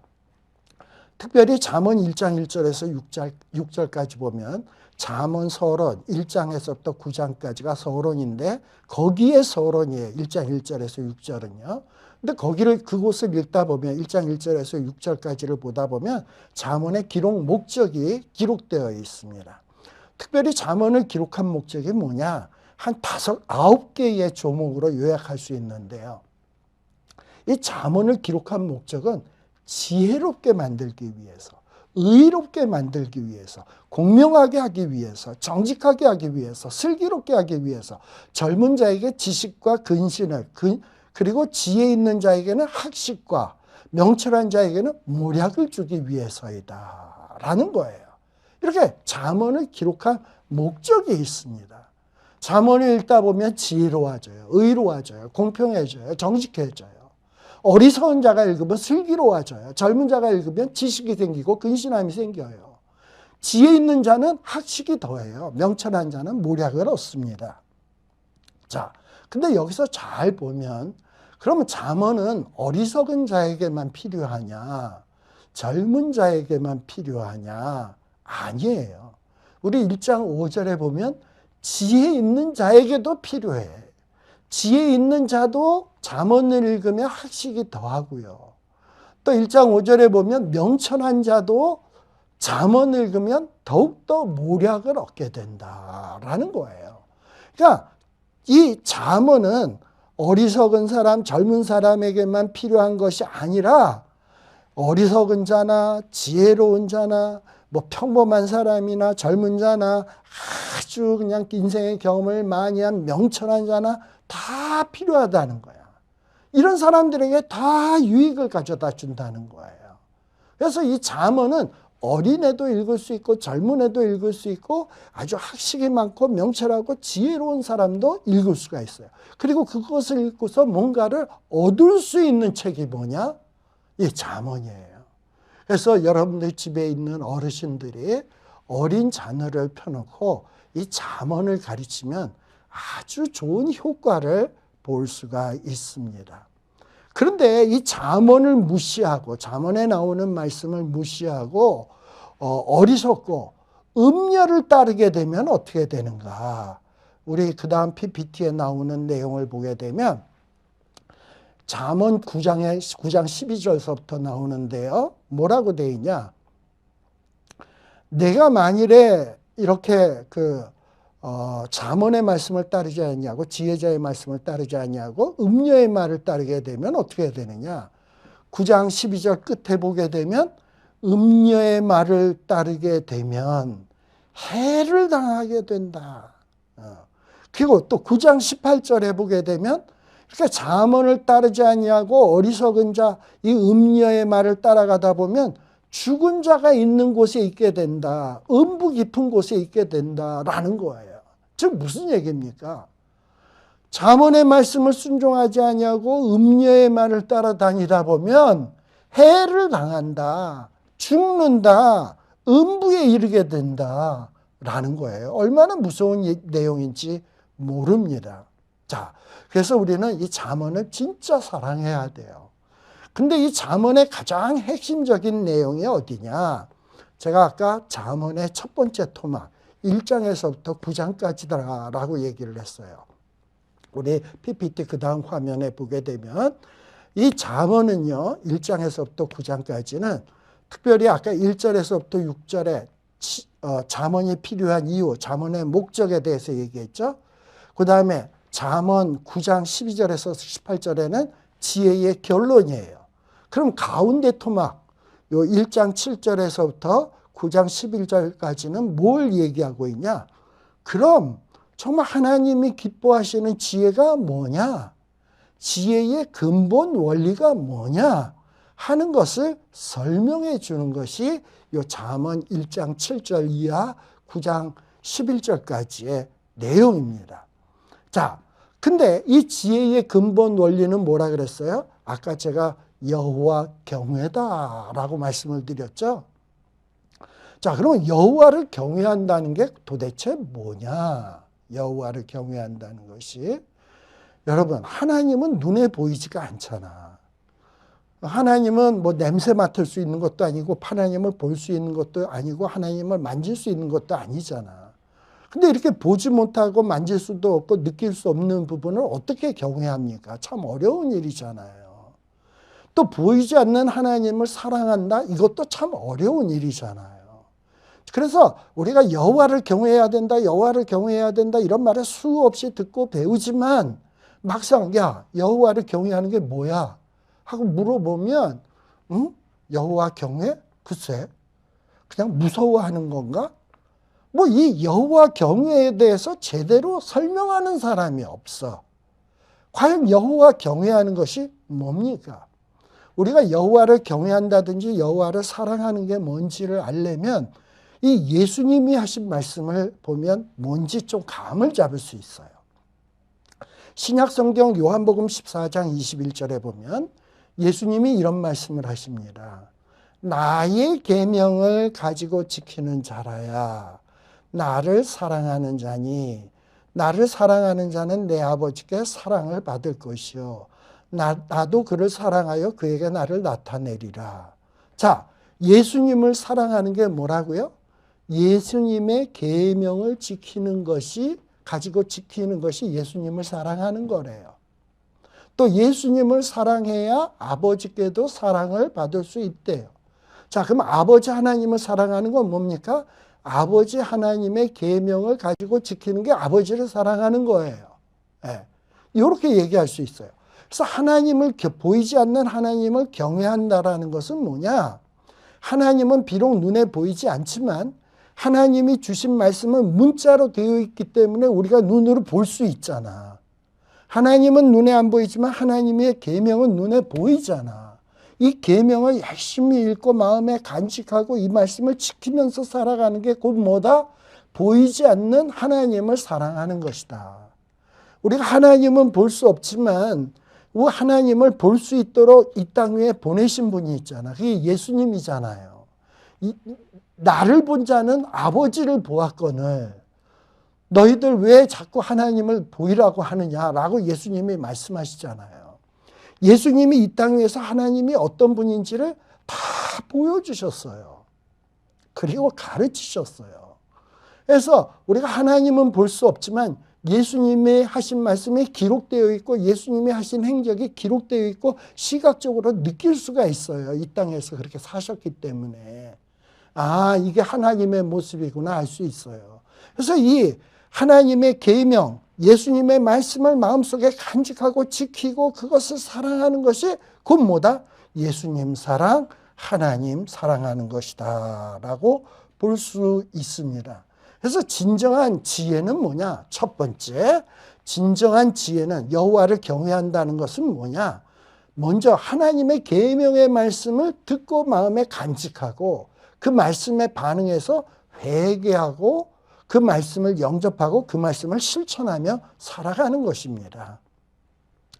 자, 그 다음에 우리 잠언 1장 20절에서부터 이제 나오는 내용을 보면 거기에 보면 특이한 말씀이 있습니다. 잠언 1장 20절에 보면 지혜가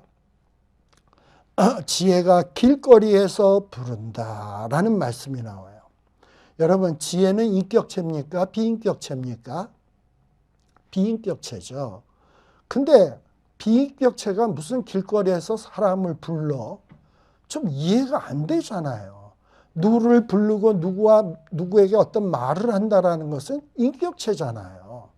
근데 잠언 1장 20절에서부터 쭉 보게 되면 거기에 나오는 이 지혜가 이제 1절에서는 지혜가로 나옵니다만 23절서부터는 지혜가 말을 하면서 나의 책망을 들어라.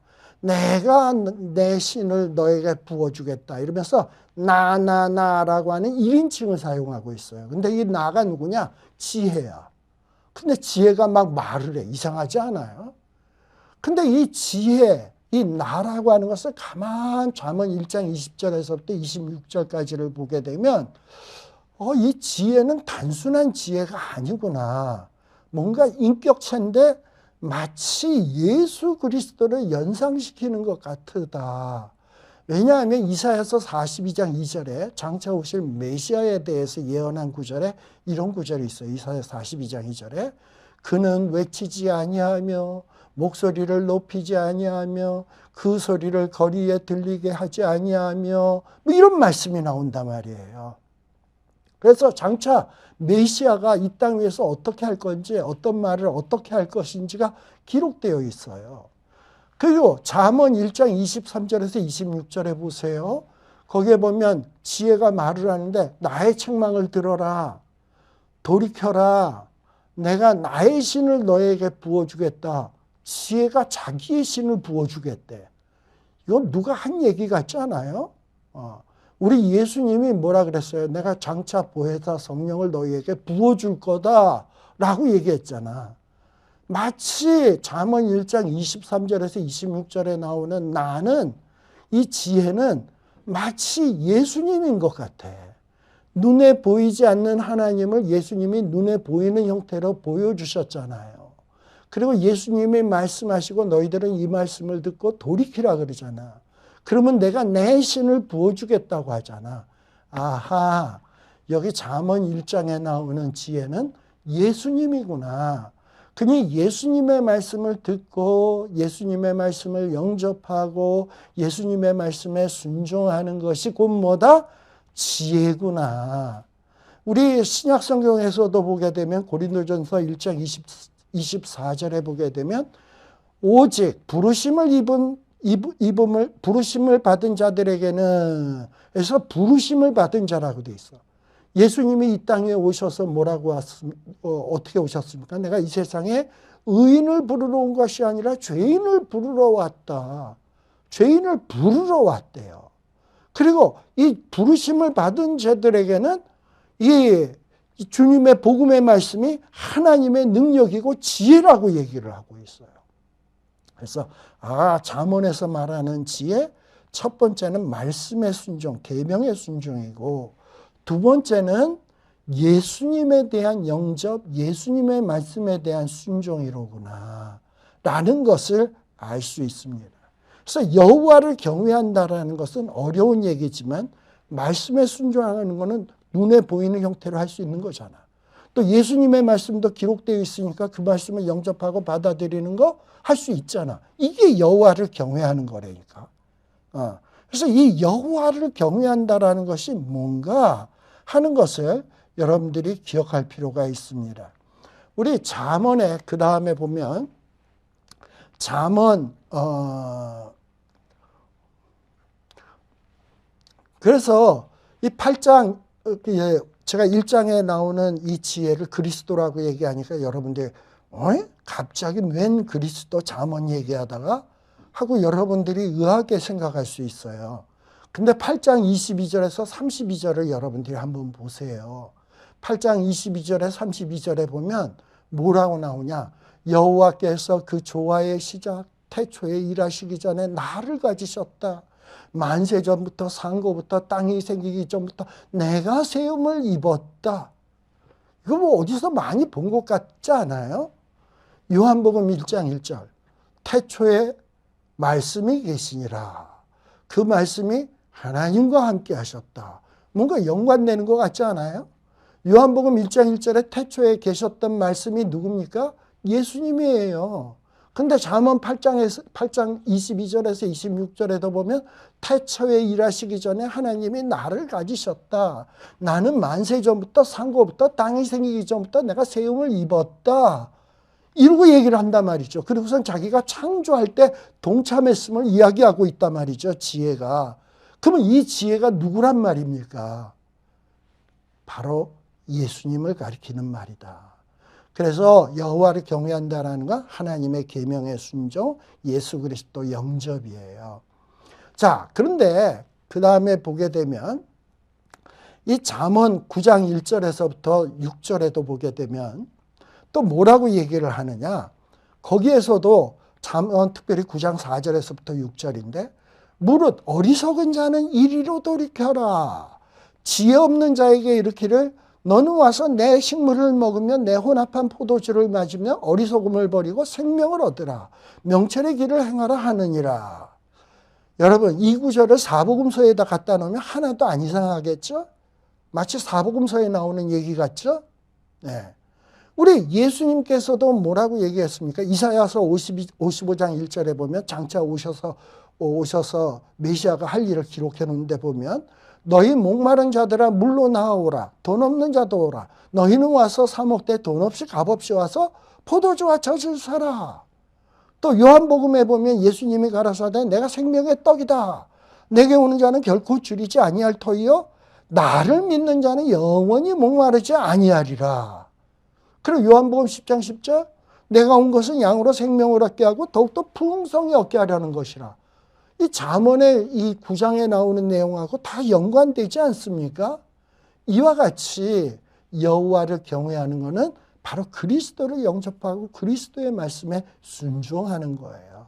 그리스도는 보이지 않는 하나님을 보여주신 분이에요. 자, 그리고 이제 하나님의 계명을 순종하는 거라 그랬는데 그러면 하나님의 계명이 뭐냐? 부모가 아들에게 여러분들 이 부모는요 자식들을 키울 때 자식들에게 진정한 지혜, 지식을 가르쳐야 돼. 진정한 지혜와 지식을 가르쳐야 돼. 자, 아까 진정한 지혜와 지식이 누구라고요? 그리스도. 그리스도에게 귀 기울이게 하면서 이 부모들이 경건한 부모는 하나님의 계명을 소중히 여기며 지키며 살아온 사람이야. 근데 자기가 알고 있었던 하나님의 계명을 또 누구에게 가르친다? 자식에게 가르친다. 그래서 이 부모가 가르치는 내용은 곧 뭐다? 부모가 막 그냥 지멋대로 만들어낸 지혜의 내용이냐? 아니에요. 하나님의 계명이야. 부모가 그 하나님의 계명을 소중히 여기고 자기가 일생을 살면서 거기에 순종을 했고 그 순종한 것을 자녀에게 가르친 거예요.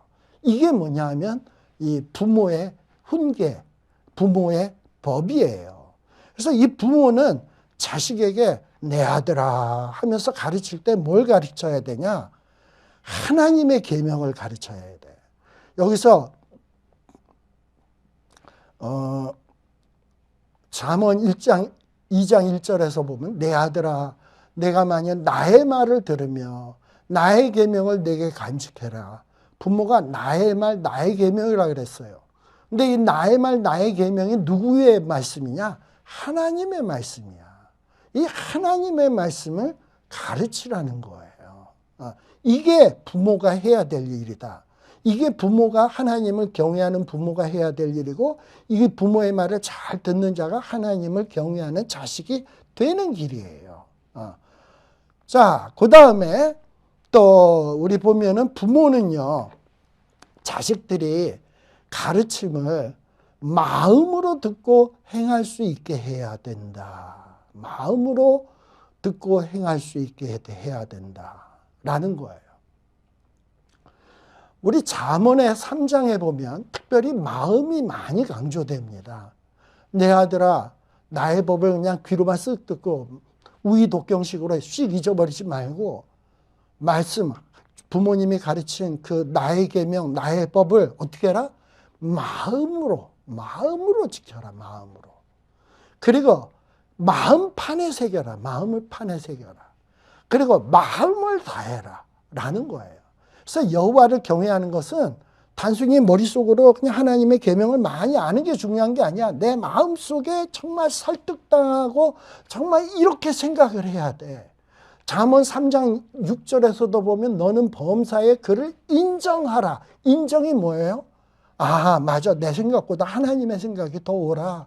하나님이 이렇게 말씀하셨는데 내 판단이 틀려. 이게 맞는 거야. 이걸 마음으로 인정해야 되는 거예요. 이게 여호와를 경외하는 것이다 라는 겁니다.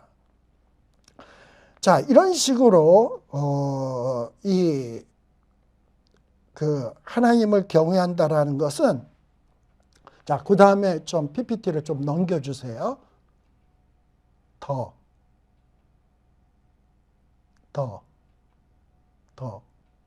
예, 거기. 자, 그래서 1장에서부터 9장까지 나오는 내용을 잘 한번 보세요. 자, 지혜가 뭐라고요? 삐다시 여호와 경외하는 거예요. 이게 지혜의 근본이에요. 자, 그러면 여호와를 경외한다는 게 어렵다고 얘기했죠? 여호와 경외하는 거 참 어려워요. 근데 어렵다고 해서 못하는 것은 아니야. 그럼 여호와를 경외하는 것이 뭐다? 내 계명을 가지고 지키는 자, 즉 하나님의 말씀, 하나님의 계명을 가지고 그것을 순종하는 게 뭐다? 하나님을 경외하는 것이다. C-다시. 이해되시죠? 또 하나님을 경외한다라는 것은 뭐냐? 하나님은 보이지 않지만 보이지 않는 하나님을 이 세상의 사람들에게 보여주신 분이 계시죠? 그분이 누구냐? 지혜, 그리스도예요. 그래서 예수님은 이 땅에 오셔서 율법을 풀어서 잘 우리에게 설명해 주시고 가르쳐 주시고 또 율법의 참뜻이 무엇인지를 가르치기 위해서 몸서 예수님이 하나님의 말씀을 실천하며 순종하면서 사셨죠. 그래서 이 예수님의 말씀을 듣고 배우고 그 말씀을 잘 간직해야 돼. 그리고 예수님을 흉내내서 따라 살아야 돼. 그게 뭐냐? 여호와를 경외하는 거예요. 자, 그러면 말씀의 순종, 지혜에 순종하는 것인데, 자, 그러면 어떻게 순종할 것인가? 순종이 뭐냐? 첫째, 2장에 보게 되면 말씀에 귀를 기울여야 돼. 그리고 말씀을 구하고 찾아야 돼. 여러분들이 잠언을 읽으면서 정말 이 뜻이 뭘까? 하나님을 경외하는 게 뭘까? 귀를 기울이고 구하고 막 찾아야 돼. 그리고 찾았으면 그것으로 끝나면 되냐? 마음판에 새겨야 돼. 마음판에 새겨. 그리고 인정해야 돼, 그거를. 그리고 그 다음에 4, 5장에 보면 무슨 내용이 나오냐? 음녀는요, 자꾸 우리에게 와서 속여요. 야, 그렇게 산다고 지혜로운 거 아니야. 내 말 들어, 내 말 들어. 이럴 때 이 음녀는 어떻게 해야 되냐? 피하는 게 상책이에요. 이게 하나님을 경외하는 방법이에요. 그리고 이 하나님을 경외하는 그 방법에 대해서 6, 7장에 보면 계명을 잘 지키고 순종할 수 있는 방법을 가르치는데요. 우리 모세 오경, 특별히 십계명에서는 도둑질하지 말라, 살인하지 말라, 하지 말라, 해라 라고 가르칩니다만 잠언에서는 어떤 식으로 가르치냐? 도둑질하지 않으려면 어떻게 해야 되냐? 개미에게 가서 배워라. 개미는 여름 열심히 일한다. 그래서 자기의 먹을 것을 간직해 놓는다.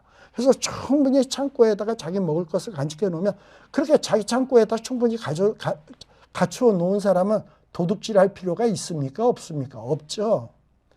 그러니까 잠언에서는 도둑질하지 말라 가르치는 게 아니라 도둑질을 하지 않기 위해서는 뭐냐? 근면하게 살아서 정직하게 재물을 쌓아 놓으라는 거예요. 그러면 도둑질은 당연히 안 한다는 거예요. 그래서 어떻게 하면 하나님의 계명을 잘 순종할 수 있는지 방법을 가르치는 것이 이것이 잠언입니다.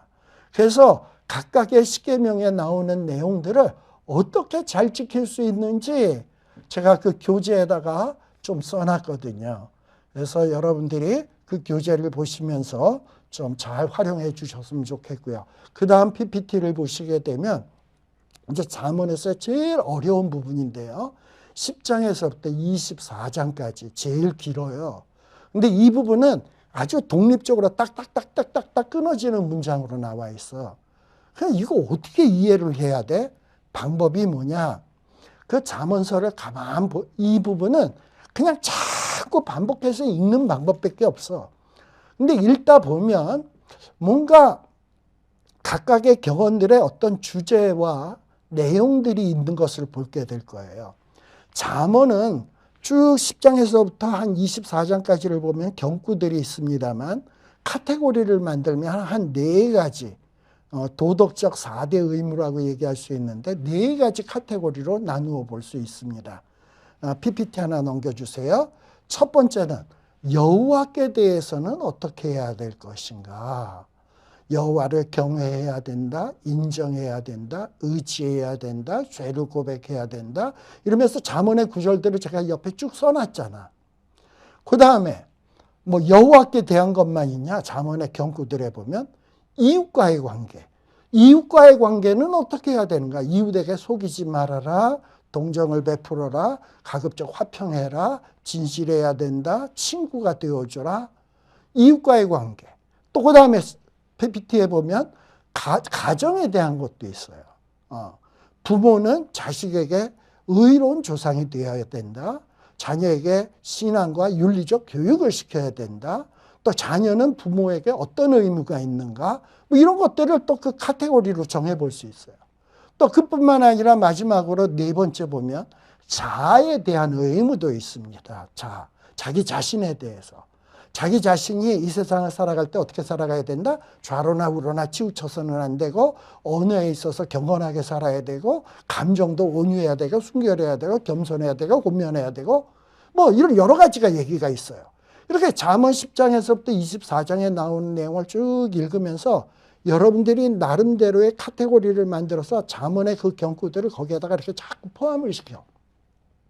그리고 그 구절들을 가지고 자녀들하고 야, 너 이 구절을 어떻게 생각하니? 이게 무슨 의미라고 생각하니?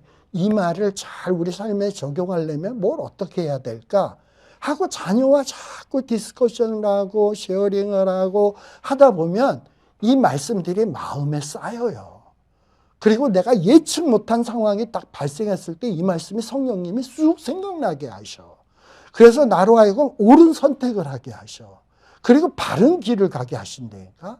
그래서 이 10장에서부터 24장까지 비록 어렵지만 자녀들하고 자꾸 카테고리를 만들어서 읽고 또 읽고 또 읽고 또 읽고 하란 말이에요. 제가 조금 전에는 4가지로 나누었습니다만 그 다음 PPT에 보시게 되면 잠언 10장에서부터 22장 16절까지는 또 이런 식으로 또 주제를 나누어 볼 수도 있어요. 의인과 악인, 지혜로운 자, 미련한 자, 신중, 명철, 어리석음, 무감각, 삶과 죽음. 여기서 성경 구절들을 쭉 제가 써놨잖아요. 이렇게 해서 쭉 분류를 해놓다 보면 여러분들이 어디에서 이제 성경 공부할 때 근면에 대해서 좀 쉐어링을 해야 되겠다. 가난과 부에 대해서 좀 얘기를 해야 되겠다. 분노와 다툼에 대해서 얘기해야 되겠다 했을 때 이 모아놓은 성경 구절들이 좋은 자료가 됩니다. 그래서 여러분들이 이 부분을 이렇게 활용하시면 좋겠다라는 겁니다. 그리고 이제 이게 10장에서부터 22장이고 그 다음에 25장에서부터는요. PPT 쭉쭉쭉쭉 넘어가서 더 넘어가요. 이제 여기서부터 25장에서부터 29장까지는 히스기야가 편집한 잠언이라 그랬죠. 이것도 솔로몬의 잠언이요. 히스기야의 신하들이 편집한 것이다 라고 되어 있습니다. 자, 히스기야 왕이 왜 솔로몬의 잠언을 편집을 했냐, 왜 가져다 그러니까 또 잠언집을 하나 또 냈냐. 히스기야 왕은 솔로몬이 죽은 뒤 한 200년쯤 지난 뒤에 왕인데요, 자기네들의 그 신하들을 교육하기 위해서, 히스기야가 다스리던 백성들을 가르치기 위해서 이 좋은 지혜문들을 모은 거예요. 그 중에서 자기 할아버지의 어떤 솔로몬의 잠언들을 모아가지고 25장에서부터 29장까지를 모아놓은 겁니다. 그래서 25장에서부터 29장까지는 좋은 신하가 되려면 어떠해야 되는가, 또 좋은 백성이 되려면 어떻게 해야 되는가 하는 것들이 쭉 기록되어 있어요. 예를 들어서 하나만 설명하겠습니다. 25장 4절에 보게 되면 은에서 찢기를 제하라. 그리하면 장색에 쓸만한 그릇이 나올 것이요 라고 되어 있어요. 은에서 찌꺼기를 제하래. 그러면 장색이 쓸만한 그릇이 나온다. 이게 무슨 얘기입니까? 왕의 충성스러운 신하가 되려면 뭐 비리나 흠잡을 만한 것이 있으면 돼, 안 돼? 어떤 찌꺼기를 다 제해야, 깨끗해야 이 장색에 쓸만한 그릇이 나온다. 신하가 깨끗해야 왕이 쓸만한 신하가 된다는 것 아닙니까? 비유적인 표현이지만 정말 왕의 좋은 신하가 되려면 어떻게 해야 된다? 찢기를 제해라. 그래야 왕이 사용할 만한 좋은 신하가 된다. 또 25장 6절에 보면 왕 앞에서 스스로 높은 채 하지 말라. 대인의 자리에 서지 말라. 이게 뭐예요? 왕 앞에서 어떻게 처신해야 될 것인지를 가르치는 거잖아. 왕 앞에 가가지고 아, 왕, 당신 뭘 이렇게 정치를 이렇게 하십니까? 하고선 잘난 체 해봐요. 당장 잘리지. 그리고 이 신하가 맨날 높은 사람들 모이는 데만 가고 거들먹거려봐. 그런 신하가 어떻게 되겠습니까?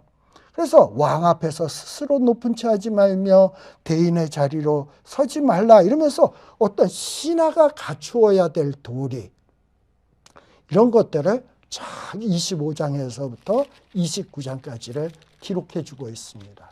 여기도 역시 카테고리를 만들어서 여러분들이 자꾸 반복해서 읽다 보면 그 쌓여진 것을 성령 하나님이 사용하실 때가 있을 것입니다. 그리고 마지막 파트는 30장, 31장 아굴의 잠언 아닙니까? 아굴, 아까 제가 말씀드렸어요. 이 아굴이 얘기하는 게 뭐예요? 부하게도 마옵시고 가난하게도 마옵시고 아닙니까? 근데 왜 부하게 말라고요? 부하면 하나님을 잊어먹을까? 가난하면 뭔가 배고파가지고 도둑질해서 하나님의 이름을 망령되이 일컫지 않을까? 결국 아굴이 얘기하는 게 뭡니까? 내가 하나님을 잘 경외할 수 있도록, 너무 부하면 하나님 잊어버려서 하나님 경외 안 하고, 너무 가난하면 도둑질해가지고 하나님의 이름을 욕되게 해서 하나님을 경외하지 못하게 되는 거니까 둘 다 좀 제발 좀 나에게 이 둘 다를 이루어 주옵소서 하고 기도하잖아요. 결국 아굴의 관심은 어디 있냐? 여호와 경외하는 데 있는 거예요. 그리고 31장에 보면 또 누구의 얘기가 나옵니까? 르무엘의 잠언, 거기에 두 번째 파트에 현숙한 여인에 대한 얘기가 나오는데, 제가 아까 얘기했죠? 현숙한 여인 어떻다고요? 여호와를 경외하는 여인은 칭찬을 받으리라. 고운 것도 헛되고 다 헛되지만 여호와를 경외하는 여인은 칭찬을 얻으리라. 결국 뭐예요? 현숙한 여인도 여호와 경외. 이렇게 잠언은 여호와를 경외하는 것에서 시작해서 여호와 경외로 끝난다. 그럼 가운데 있는 내용은 다 뭐다? 여호와를 어떻게 경외해야 되는가 하는 것을 설명하는 것이다. 여호와를 경외한다는 게 뭐다? 하나님의 계명을 간직하고 지키는 것. 또 하나님이 보내신 예수님을 영접하고 예수님의 말씀에 순종하는 것. 그리고 또 어떻게 하는 것? 하나님의 말씀을 마음으로 받아들이고 마음으로 인정하고 마음판에 인정하고 살아가는 것. 이게 여호와 경외하는 거라 그랬어요. 네. 그래서 여러분들의 삶 속에서 이렇게 여호와를 경외하는 모습이 이루어질 때 정말 우리 예수님이 약속하신 양으로 생명을 얻게 하고 더욱더 풍성한 삶을 체험하게 된다고 했는데 정말 이것을 저와 여러분들이 체험할 수 있기를 간절히 기원을 드립니다. 뭐 짧은 시간 안에 하다 보니까 시간이 길어졌습니다만 나중에 또 우리 잠언을 공부할 기회가 있겠죠. 기도하고 마치겠습니다. 하나님, 정말 하나님의 자녀다웠게 살기를 원합니다. 하나님은 우리가 죽어서 천국 오는 것만 원하는 것이 아니라 이 땅 위에서도 살면서 하나님의 자녀다웠게 당당하게 풍성하게 살기를 원하며 그 모습으로 모든 사람들의 복의 근원이 되기를 원하고 계십니다. 어찌해야 이렇게 살 수 있는지요? 잠언을 통해서 배우게 하여 주옵소서. 정말 하나님 여호와 하나님을 경외하게 하여 주옵소서. 하나님이 보내신 예수님을 영접하고 예수님의 가르침에 순종하게 하여 주옵소서. 귀로만 머릿속에 지식으로만 끝나지 말게 하여 주시고 마음으로 인정하게 하여 주시고 마음으로 받아들이고 진심으로 순종하는 저희들이 되게 하여 주시옵소서. 그리할 때 우리에게 펼쳐지는 그 약속된 축복이 무엇인지 체험하게 하여 주시고 바로 이것이 말씀의 능력이로구나, 잠언이 말하는 지혜로구나 하는 것을 체험할 수 있는 우리 모두 되게 하여 주시옵소서. 예수님 이름으로 기도드리옵나이다. 아멘. 마치겠습니다. 수고하셨습니다.